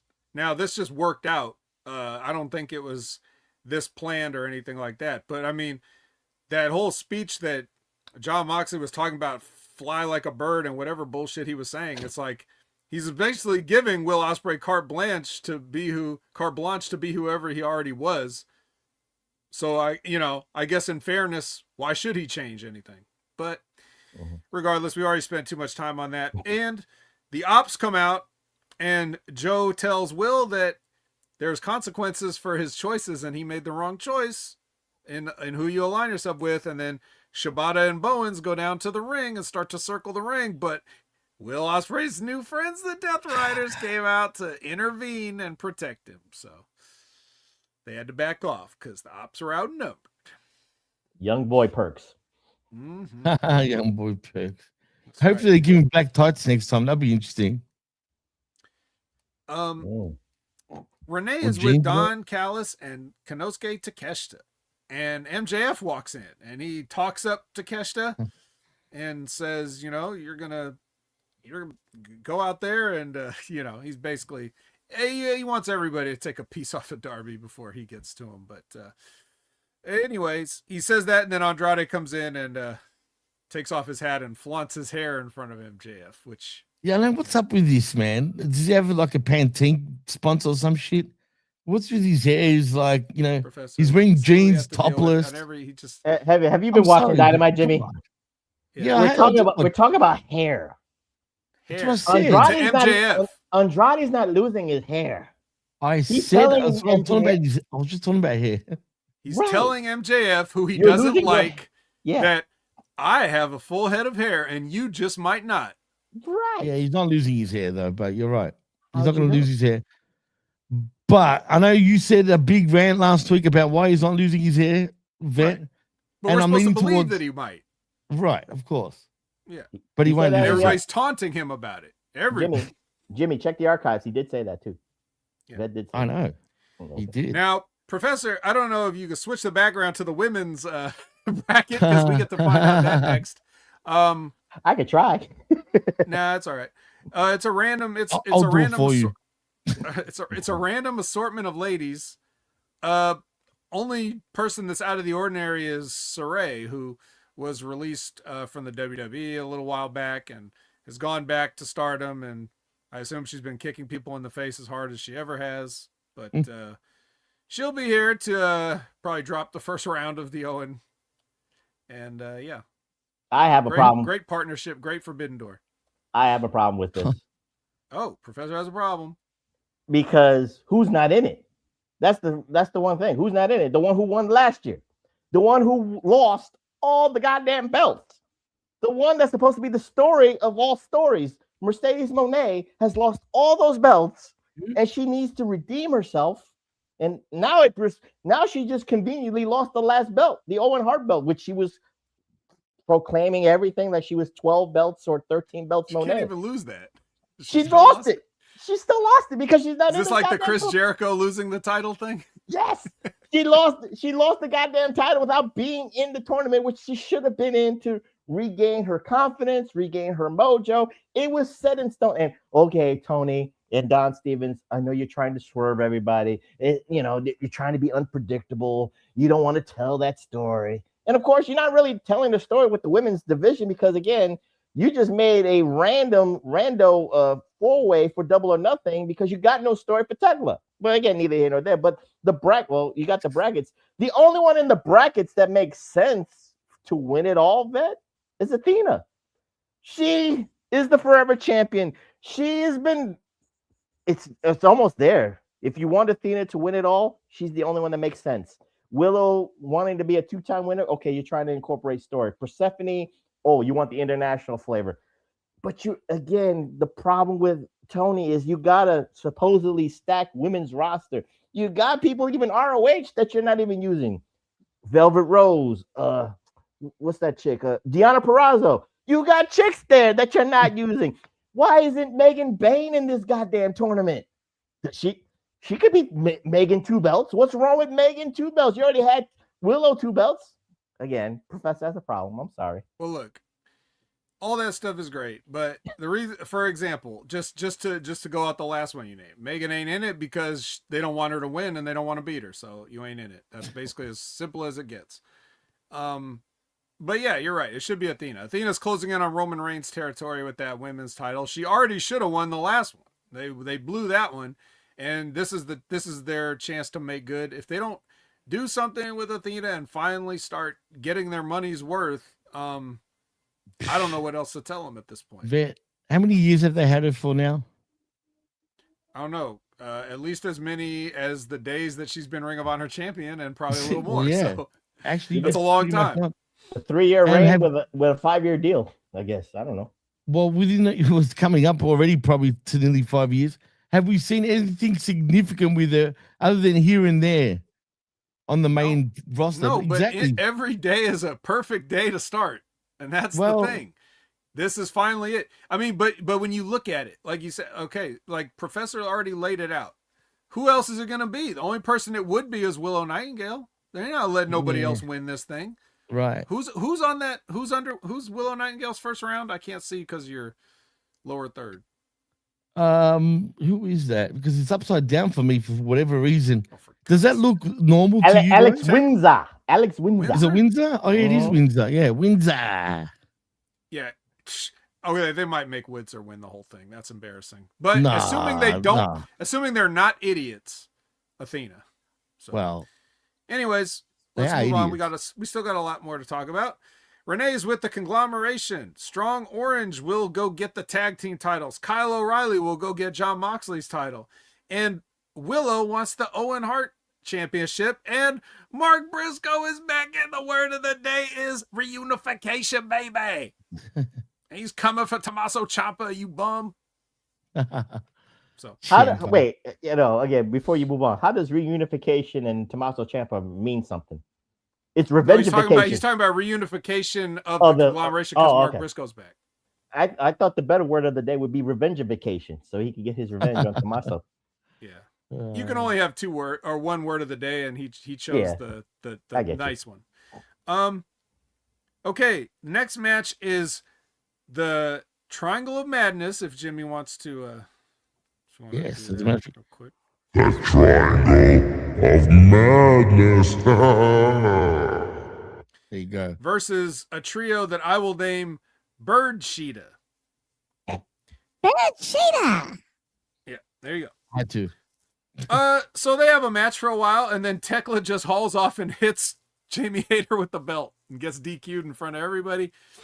And then Dark Julia missed a referee, and then Sheeta's like, this ain't got nothing to do with me. I'm out of here. But then Willow and Mina came down and Rosa, Thunder Rosa came down, and they all made the save and got the Triangle of Madness out of there before they cause any more chaos. No regard for authority, just spitting mist in the face of poor, defenseless referees. We got a Thunder Rosa sighting, guys. It's been a while. Yeah. Now she just plucked in the. Why isn't she in the? Well, sorry, She got a strong save.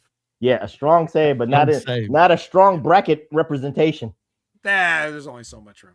I know. Roosh gets a package here, just so you remind everybody he's still alive. Yeah. And then we have our main event.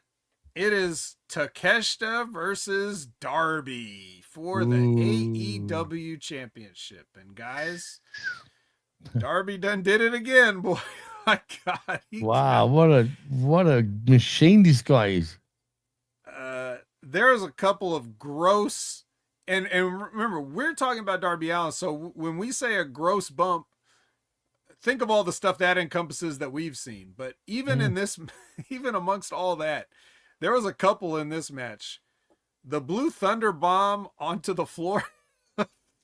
Fuck. That's a stretcher angle. Not in this company.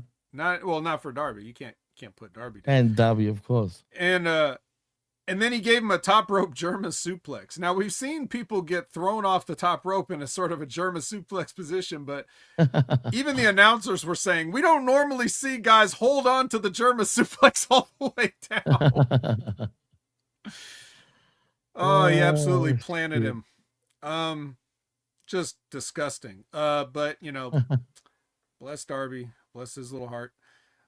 Clone does a run in. Don gives Takeshita the ring. Takesha's like, no, I don't want to win this way. And then a couple seconds later, he takes him over to the stairs outside and tries to give him a brain buster. Like, oh, but you want to win that way. Okay. So metal to the head is okay as long as it's not coming from your hand. I get it. And then, yeah, the finish of the match is Darby Allin has him in a sharpshooter, and Takeshita fights valiantly, makes it to the rope, and then he gets hit with a couple of coffin drops as he's trying to recover. So Darby retains. Nice match, all things considered. Calls for Max to get out here, and the production assistants are scrambling, and they get a table in the ring and some office chairs, like all this stuff. Well, Darby Allin is just completely like he's breathing heavy and blood's like pouring out, mixed with saliva pouring out of his mouth. He looks like a rabid dog. Waiting for Max comes out. He's stalling. He doesn't want to sign it. He cuts a promo. Darby calls him a bald-headed bitch, and then that did it. So now Max signs the contract finally, and then he double legs him and hits him with the ring, and then just leaves Darby laying, holds the belt up. Then he decides, you know what? A belt hold isn't good enough. I'm going to pick him up and do a tombstone off the second rope. And then Jet Willie comes out to make the save. He's not going to let this happen. Let's talk about it. Let's talk about it. Well, we're done talking about it. That was that's how we went off the air. Let me just say this before we go on to Collision. Again, Collision. There was some family issues with Okada. So, last week I said it looks like a no-brainer that Okada might have done something. So again, whatever personal issues that Okada had, that he had to go back and, family issues in Japan, you had to do something with Takeshita and the Don Callis family to have that kind of situation play out. That's fine with me. I guess we're seeing the other side of the coin here is Darby, Mr. I'm going to give everybody a title shot. of course, he's going to get fatigued by the time he gets to Double or Nothing. And then, of course, MJF will be that, that vulture to get the carcass. The carcass. I like Yeah. it. Yeah. But again, I'm here, the sickos doesn't make me enjoy the Darby run. I'm trying to enjoy that. But I think I keep reading those sicko tweets that Darby Allin has got one of the greatest AEW title reigns, or forget that, one of the greatest heavyweight title reigns in the last 20 years. They're saying this, Vet. It's not just me saying it. It's Twitter saying it, or it's X saying it. It's Does Bleacher Report say it? I think Does Bleacher Sports Report. Illustrated say it? Brian Alvarez is saying it too. I'm just saying, they're saying that this is one of the greatest heavyweight title runs, and they're getting me mad again.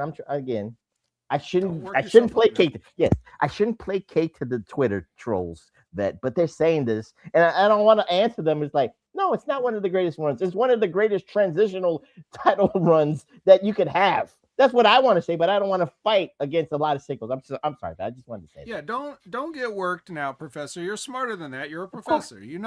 These people are all just engagement farming is the term that people use for this. They're just saying inflammatory shit. Nobody believes that. And if you believed it, that means that you started watching wrestling when Darby won the title. So it's fine. You let them say that because wrestling started in 2019 as far as a lot of people concerned. They want somebody to get upset. You know how many times you scroll past something that just makes you so mad and you just keep scrolling. That's what you do. You don't sell it. It doesn't matter. What we do here, if you guys want somebody on the internet to tell you how to think, go with me. Go with me. I've been telling you guys a la carte. A la carte is my method, and each Darby Allin match is its own individual ecosystem and world. I don't need to think about reigns. That's Mark thinking. I don't need to think about legacies in a fake sport. That's Mark thinking. I'm thinking about what do I have to sit down in front of a TV and watch for 10 to 20 minutes per week or whatever. And every time Darby Allin steps up to the plate, in my opinion, with nitpicks here and there, he knocks it out of the park. So I'm good with this. I'm eating well with each Darby Allin match. I'm not looking at it as a Darby Allin run. I'm not looking at it as a title run. I'm not even looking at it as transitional anything. I'm just saying what's in front of me on my plate every Wednesday, every Saturday, whatever. Oh, it's this. Let me taste it. Okay, what's next? That's all I need to think about. One thing at a time. Don't let anybody else. It tastes good for you, but I think I'm getting the microwave version of Darby's run. That's what it is. It's kind of hard. If you're looking at the run, but if you look at the match, did you enjoy the Takeshita match or not? No. I think I felt bad for Takeshita because, again, I wanted something more out of it, which I did with the storyline, him and Okada, that will play out. Because, again, if it's predictable, can it be enjoyable? Yeah, I can enjoy certain things that are predictable that we know that's going to happen. But again, at what cost for Vet's favorite Japanese wrestler, Takeshita? Of course, that's not a la carte. You're not doing it right. he's not part of the a la carte menu, dude. Come on, you're in the middle of taking a bite and you're like, "What am I eating for dinner tomorrow?" Like, you just stop it. You cannot do that. You know better. But that's fine. But you could not like it for other reasons. But not liking something for what it isn't rather than what it is a different conversation. So, and it wasn't even supposed to be Takeshita, like you pointed out. We had a substitution here. So these guys put on a very worthy main event match, and at least it wasn't Daniel Garcia. So that's all we could say. Wait till next week or something, right? Or Collision? Yeah. Yes. Collision. So after Wednesday, John Moxley said, I have trouble beating Kyle O'Reilly, but I'm going to find a way. I'm going to do what I do and find a way. Yeah, Fireman Fred. Yeah, I'm going to hose you. You say Fireman Fred. Yeah. Isn't John Moxley just Fireman Fred, basically? I guess. You remember from Ready to Rumble? If any guys don't remember, the movie, the great, amazing, legendary, Oscar award-winning picture, Ready to Rumble, starring David Arquette, former WCW champion. There's a scene where they're auditioning wrestlers, and there's a guy that comes in and says, like, "I'm Fireman Fred, and I'm going to hose you." Yeah, that's John Moxley. That's every John Moxley promo, basically. So Kyle, Orange, and Briscoe take on Shane Taylor Promotions Where have they been? I wonder where. Well, Ring of they Honor, were right? the Ring of Honor 6-man champions But they lost until it. they got their ass beat at Supercard of Honor. Oh, doom. Yeah. By, wasn't it the Outrunners and Dalton Castle? Yes, they're the new trios champions. Oh, where's my Outrunners? Oh, it's all the way across the room. Never mind. Oh, go get it, man. You guys saw it. Go check the archives for my Outrunners action figure set. Yeah, Mark Briscoe gets the pin. So, welcome back, Mark Briscoe. Mark Briscoe. Guys, speaking of a la carte, so good to have Mark Briscoe back. Oh my God. We were sitting there just starving for a Mark Briscoe. He's finally back. Looks like he's in good shape. Looks like he's rested up. But I didn't know that the conglomeration as trios champions, guys, has the Freebird rules. Anybody could be a trios champion. Isn't it Roddy, Strong Orange, and Kyle as the champs? I didn't know that, you can pick and plug them. Ooh, pick and plug them. Just saying. Sure. Yeah, sure, that's nitpicking. We have the Freebird rule. I'm cool. Yeah, I forgot if they were. I don't even remember if they were the actual. Well, we got a trios champion. We got a 6-man champion. I would get confused. It's very difficult. I'm tired. Will Ospreay does a promo. Bruv. Lexi is with conglomeration. Everybody's coming for everybody. Then we get Willow. Actually, Willow does a promo here. Then Willow comes out for her entrance. Then Red Velvet, not Velvet. What'd you call her, Professor? Velvet Dream or whatever. Well, I think I might have called Velvet Rose. Velvet Rose, yeah, Velvet Rose. She may have had a rose, but she's straight out your mama's kitchen. Velvet's back. She has a blonde hair now. I don't think I like it. Blonde dreads, yes. Not a fan. But regardless, she cuts a promo also. And I was noticing not much about this match because again, MVP Promotions fight on Netflix, Collision, 2 different screens I'm watching. So, but I was watching Willow, the most dangerous woman in professional wrestling, and as the babyface, I did notice that she just gave poor Red Velvet a suplex on the floor for no reason whatsoever. None whatsoever. Just a suplex on the floor. Not Red Velvet's a heel and tried to do something to her, so she's getting retribution for you. How dare you try to do something to me? I'm going to suplex you. Nope. Just a friendly neighborhood, happy-go-lucky suplex on the fucking floor to a woman that has a history of neck and back problems. Why not? Anyways, she wins with the Dr. Bomb. Any thoughts on Willow Nightingale being a bitch? This is a strong win going into the Owen. All right. Got to get that all-important momentum, as they say. Sammy Guevara, they have to show a package to remind everybody who this guy is and that he actually was called a pillar at one point. Then he does an interview with Lexi, where he has to remind everybody that he was once called a pillar of this company and that he's beaten Darby Allin 4 times. So it should be no problem tonight for him to become the AEW champion. If you squint your eyes at Sammy Guevara, he kind of trying to look like a nice Dom Mysterio with the mustache. Yes, saw that, right? That mustache for no other reason. I'm sure it was completely coincidental. This dude decided to get a mustache like somebody who's over. But anyway, Lexi's with Darby now after the break, and he's like, basically Darby's like, whatever about that. Speedball, I accept your challenge.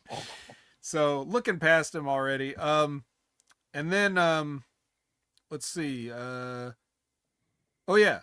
So Ciampa attacks Mark Briscoe backstage during this. And they start fighting back there, and then they fight out to the ring. And then Tommaso Ciampa starts giving Briscoe a beating with a chair. And setting him up on the top rope to do something horrible to him through a couple of chairs. But this was my favorite part of the whole thing.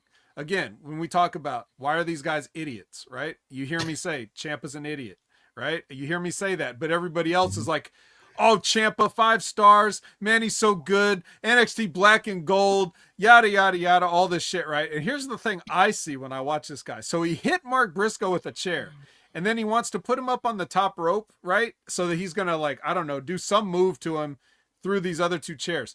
But when he puts him up on the top rope, what does he do? He chops him in the chest once. Chair shot, chop, and then I'm gonna kill you. Like that, just in the middle there, I'm gonna slap you in the titties just one time. Don't, you know, I'll make sure you're paralyzed from this knife edge legal striking maneuver in a legal wrestling match. It's legal because it's open palm, so that's why we do it. But the chops hurt. The chops really, you know, make you disoriented, especially after you've been hit with a chair. You know, yeah, of course. Yeah. Could have punched him in the face too. That would probably hurt more disorienting, possibly concussive. But no, just do a titty slap. We'll do that. The conglomerate should come out and save Mark Briscoe though before he can do whatever he was going to do. That the one chop completely stunned Mark Briscoe into immobility for. And yeah, then he gets on the mic and says, "You want to chop me in the chest? Well, we're gonna have a no DQ match, baby," or something like that. Baby. I'm paraphrasing a bit, but yeah. You mean I'm mad at the chop that it must be anything goes match, no DQ, the most violent match you could think of after all, just the chop. Mm-hmm. He's gonna chop him in that too. Don't you think he won't? I know he will. I'm just saying he won't. Okay, next match is the Ops, consisting of Samoa Joe, and Anthony the Bowens versus the Lethal Swirl. I guess all chocolate edition because it's Jay Lethal and Sean Dean. No, yeah, no. Was it Shoddy Lee? Which one? I forget. Lee Lee Johnson. Johnson. Lee Okay. Johnson. Mm-hmm. Captain's over in the STP. Yeah. Okay. I confuse these two guys so often. Not who they are, but who they, you know, where on the show they showed up on. Mm-hmm. Okay, so yeah, it was funny enough that Samoa Joe took the heat in this. I thought that was funny. Like he's like, I ain't doing nothing. Just beat me up and I'll sell. we'll let Bowens get the comeback. So that was pretty nice of Joe. Samoan Joe. Samoan Joseph. Can I say something here, Vet, with Please. this match? Because I noticed a trend here in AEW with Anthony Bowens. The pride of professional wrestling. That's how he's right. billed. He sure is. Well, the pride of professional wrestling. June rapidly approaching. Yeah. This is his second mentor. First it was Billy Gunn, and now we got Samoa Joe. So I'm just gonna say this here, and this is a theme. I just noticed this. Your favorite Vet, Daniel Garcia, had a mentor in Chris Jericho, and now has another mentor in John Moxley, Apollo Creed. Let's talk about it. But all I'm just saying is, the multiple mentors you have, does that really mean you're over? Does that mean you're untapped potential, or does that mean you're just stagnant into where you are on the card? Because I can't see it. If Anthony Bowens is supposed to get on that next level, guys, I'm just waiting for him to be mentored by Paul White next. Or I'm just waiting for him to get mentored by, well, dare I say it, Darby Allin, because he was mentored by Sting. So Darby Allin has actually graduated from being a mentee to being a mentor. I'm just saying, I'm just noticing a trend here in AEW. I'm sorry, Vet. Oh, was that a question or is that it's kind of a shoot question or a working question? It's a working question. I just noticed that thing. Okay. He's just noticed. Yeah, I mean, I guess he just sometimes it's good to get a second opinion, I guess, in your career. I guess is all I can say. That's a doctor you get second opinion, not mentors. I don't know. I mean, have you ever had Billy Gunn as a mentor? I remember when Billy Gunn was training people on Tough Enough, and I was watching him going like, what the fuck is wrong with you? He doesn't know shit. And that's Billy Gunn. He says that actually just quietly on the Chris Van Fleet podcast, basically, that he really doesn't know shit compared to others. Yeah. Just so you know. He knows 2 words. And that is suck it, apparently. Lexi is with Brodito. Brodito. Wait. Hold on. Samoa Joe and Anthony Bowens do cut a promo after their match. Just saying. So now it's Lexi with Brodito. And Brody King tries to cut a promo about on Swerve Strickland about, don't be dangerous to my friend. And then Bandito's like, no, I must fight this dangerous man myself. So, Danger. Yeah, you're dangerous, but I'm wanted. Yeah. Basically the gist of it. Divine Dominion in their 5-minute eliminator challenge versus Allie Ketch and Kaya McKenna. Or Kaya is who? it Mackenzie? Because the announcer said Mackenzie, but the graphic and Tony Schiavone, I think, at the desk said McKenna. So that was kind of funny. She just, I guess all Irish people look alike. But this match only lasted 1 minute, 50 seconds. So Divine Dominion still unchallenged. And not for nothing, but I just want to say this. And this is actually, I want to applaud Megan Bain. I see a couple of GCW shows. Megan Bain is so different in GCW than what I've seen in AEW. I think in GCW she's actually more of a babyface in GCW, and she fights men. Yeah, they give she fights 20 minutes. She can actually go, Jimmy. We're not seeing the full potential of Megan Bain in AEW. If just watch a GCW show, Jimmy. I'm just saying this. I just want to commend her, but there's so much untapped potential. That's why I just said, why is she not in that Owen Hart tournament? That's just me. Just wanted to say that. Because they don't want to beat her, like I said. Also, I would like to just commend Lena Cross just for being that fine and being on television. Let's go. We get a Triangle of Madness package. Just remind you who they all are, Jimmy, if you want to. The Triangle of Madness package. That package. Yeah. That package.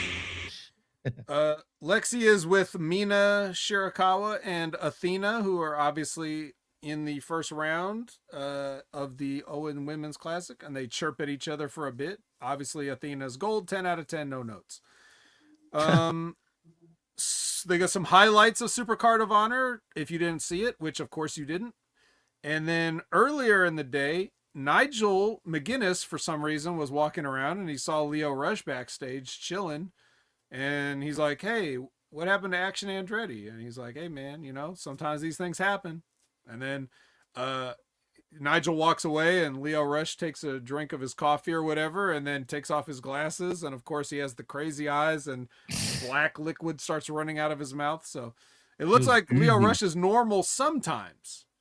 And then he transforms into the Black Heart given whatever opportunities. I don't know if just seeing Nigel McGuinness is what triggers the transformation or if there's something in that coffee. I don't know. Maybe his heart turns black when he looks back at the receipt and sees how much he paid for that coffee in 2026, but who knows? I don't know. Starbucks does that to you, but it makes you. It does, man. You just, Todd, just quietly, she's from Australia, man. That's who Lena Cross Get familiar. Yep. I'm surprised. I will even give you permission to leave the Wreckage and go check her out and then come back. Yeah. Okay, next is the Davis Dogs versus the Rascals. The Davis Dogs? Yeah, it would be the Dogs with Mark Davis as a third. Right, that's why.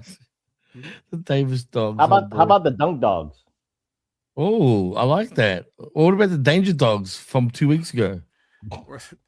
Well, we're not going with the Dogzillas. That sounds too good. Yeah, it's better than they deserve. So we'll just Dunk Dogs is fine. Dunk Dogs. And the Rascals are the Rascals. I ain't watching this shit. I was watching some. I forgot about them. I was probably watching, Nate Diaz get pieced the fuck up around this time. Did that guy ever know how to fight? I'm not like a complete historian. Yeah, I'm not a complete historian, but I have never seen this guy throw a punch that looks like it could break wind. No, come on. No, he can't fight. He and his brother can fight for real. But you're right, Vet. He's always bloodied up, dude. Every fight, he gets annihilated all over his face, man. Yeah. All right. Well, the Dogs finally get a win here. So, however that happened. Oh, I know what happened. They did their little suplex spear thing. That's right. Yeah, they did that. The dog thing. Yeah, the dog thing. It's called they call that the dog thing. Lexi's with Anna Jay backstage and a special guest. Because if Sammy's allowed to be on the show, Ty Mello can't be far behind. So Ty J's back, guys. Just in time for the tag team tournament. Oh, shit. Now we have our main event, Sammy versus Darby. Riveting. Well, if you saw what you saw with Takeshita, you didn't see anything different except Sammy just going off the ladder and going crazy himself. That's all. 3 minutes in, this man's up on a ladder. God damn, man. I will at least give half of a credit because this is basically a bounty match. Now, we've already heard my thing on how stupid the bounty matches is, where somebody will put a bounty on somebody and then they just go have a regular match and try to win rather than just cripple them and take the money. But whatever. So at least there's a reason why psychologically, if Sammy Guevara was taking MJF's bounty seriously, yeah, I could see you pulling out a ladder as soon as possible and trying to crash him, crash through the tables and everything and just kill this guy. Like this would be the only way that would make sense. But again, I do have the idea that if that bounty storyline was not part of this, Sammy might have just done this exact spot anyway, exactly the way it went out. So who will ever know? Not important. Darby's in the ring like 1 minute later, actually, with a sharpshooter on Sammy. So fuck your table spot anyways.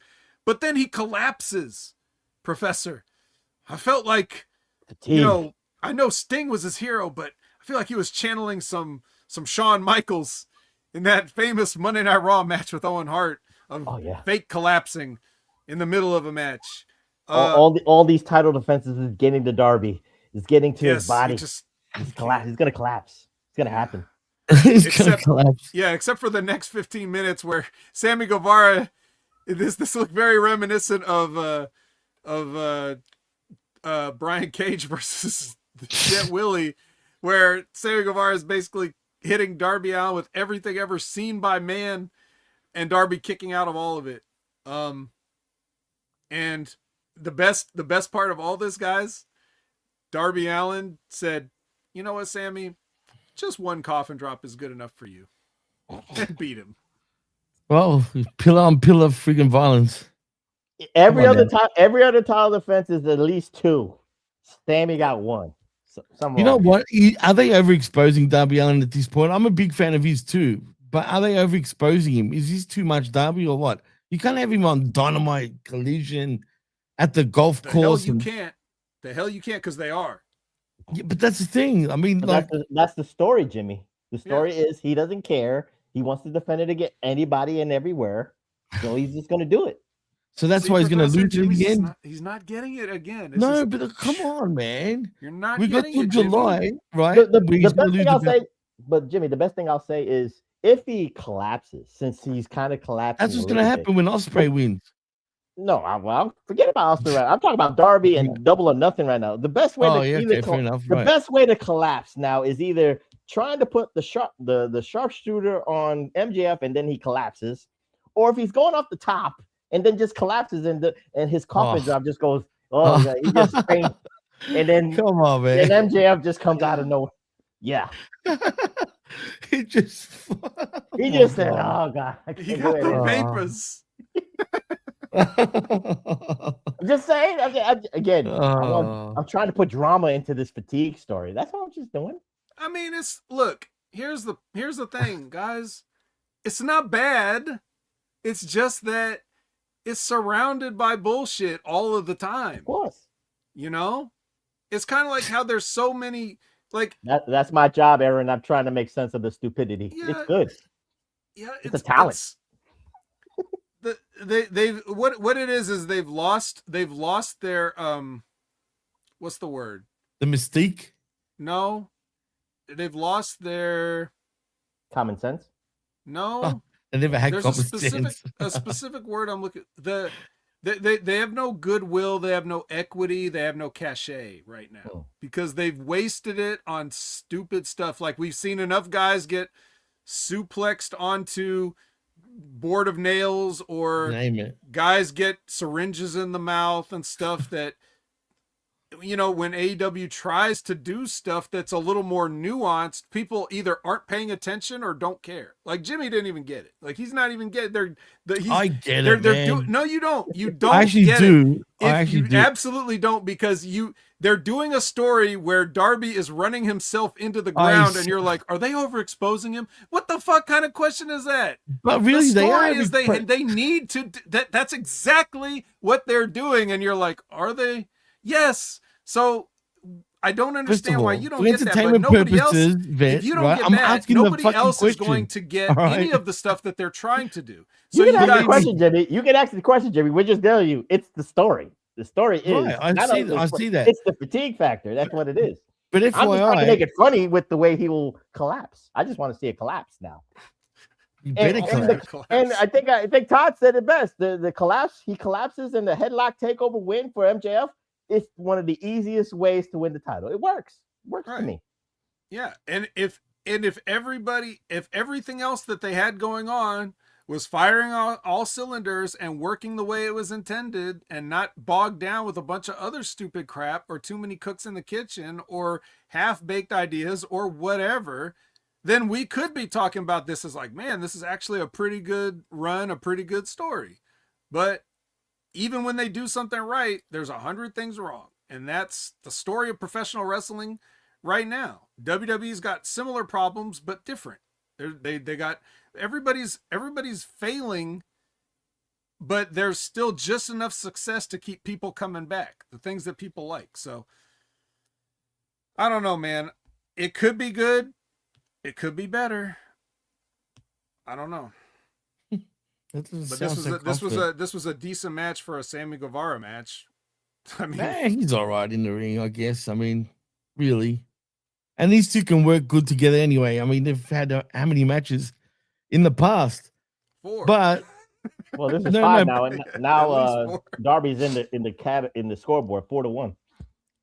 Is that what they said? Is that what the score is between these two? Really, 4-1? From what he said in the Supercard of Honor, Sammy said, "I beat you 4 times." So I'm counting it as 4-1 now. I feel like I've seen that more than once, more than 5 times, whatever. But anyway, the point is, why was Sammy Guevara even getting a shot? Like, it doesn't matter. Like, the whole point is he called them out on Supercard of Honor. I'm answering your question. Well, I'm answering your question. question. I didn't watch that. It's irrelevant to me.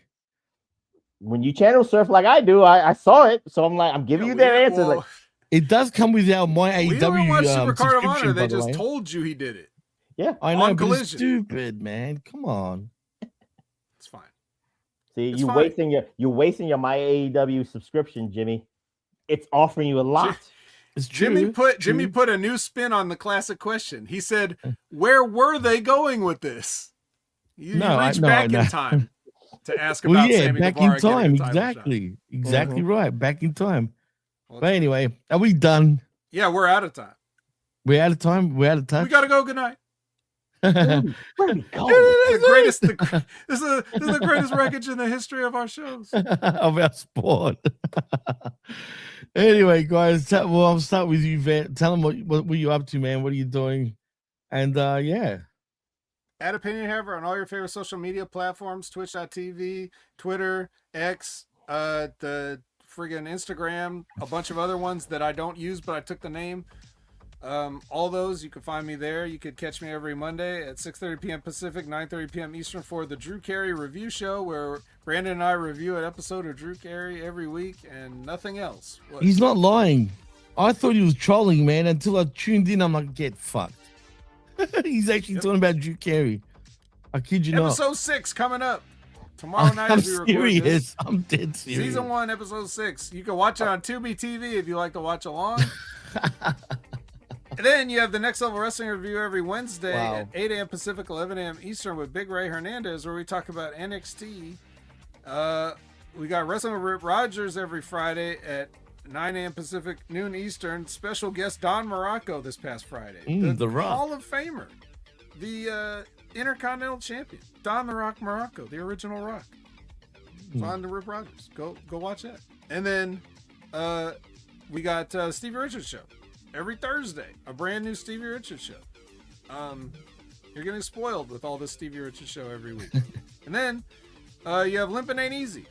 Fresh new episode available now and usually on every Saturday, so or at least around the weekend time. So follow that at Limpin' Ain't Easy. Go subscribe and notification bell and like and tell your friends, and let's get Timmy Baltimore up to 1 million views. Timmy. Is that it, Vet? That's it for me.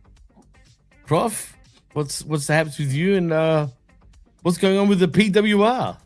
The PWR is back, and we just dropped an episode this past weekend. We go this year in pro wrestling history, and we picked the year 1994. So we talked about, Hulk Hogan signing with WCW. We talked about the new generation of the WWF. We talked about the birth of Extreme. So tell a friend to subscribe to my YouTube channel at Pro Wrestling Reflection with me and the Tommy Wonder. Follow me on the Twitter at PWSOPRF. That's PWSOPROF. And I guess my only other question is, will the Wreckage, we're not going to be at that stage with the Wreckage, Vet, that we're going to be doing like Cheers reviews or Seinfeld reviews? No, we're not there, right? Okay, cool. I'm just making sure. Seinfeld? Oh, yeah, soon. We might get there. Okay. As a matter of now. You know what? We can give ourselves a pat on the back, man, because we've been doing pretty good on the network as far as the Wreckage goes. We've been on the #1 spot for a few weeks in a row. So I'm proud to actually say that. But no Seinfeld. If we ever do anything like that, Vet, please no Seinfeld. Please. I'm begging you. I'm just giving you examples, that's all. I hated Seinfeld, man, with a passion. I couldn't stand it. Now that you mentioned it, I want to do Seinfeld. Come on. Just go back and just watch it just for you.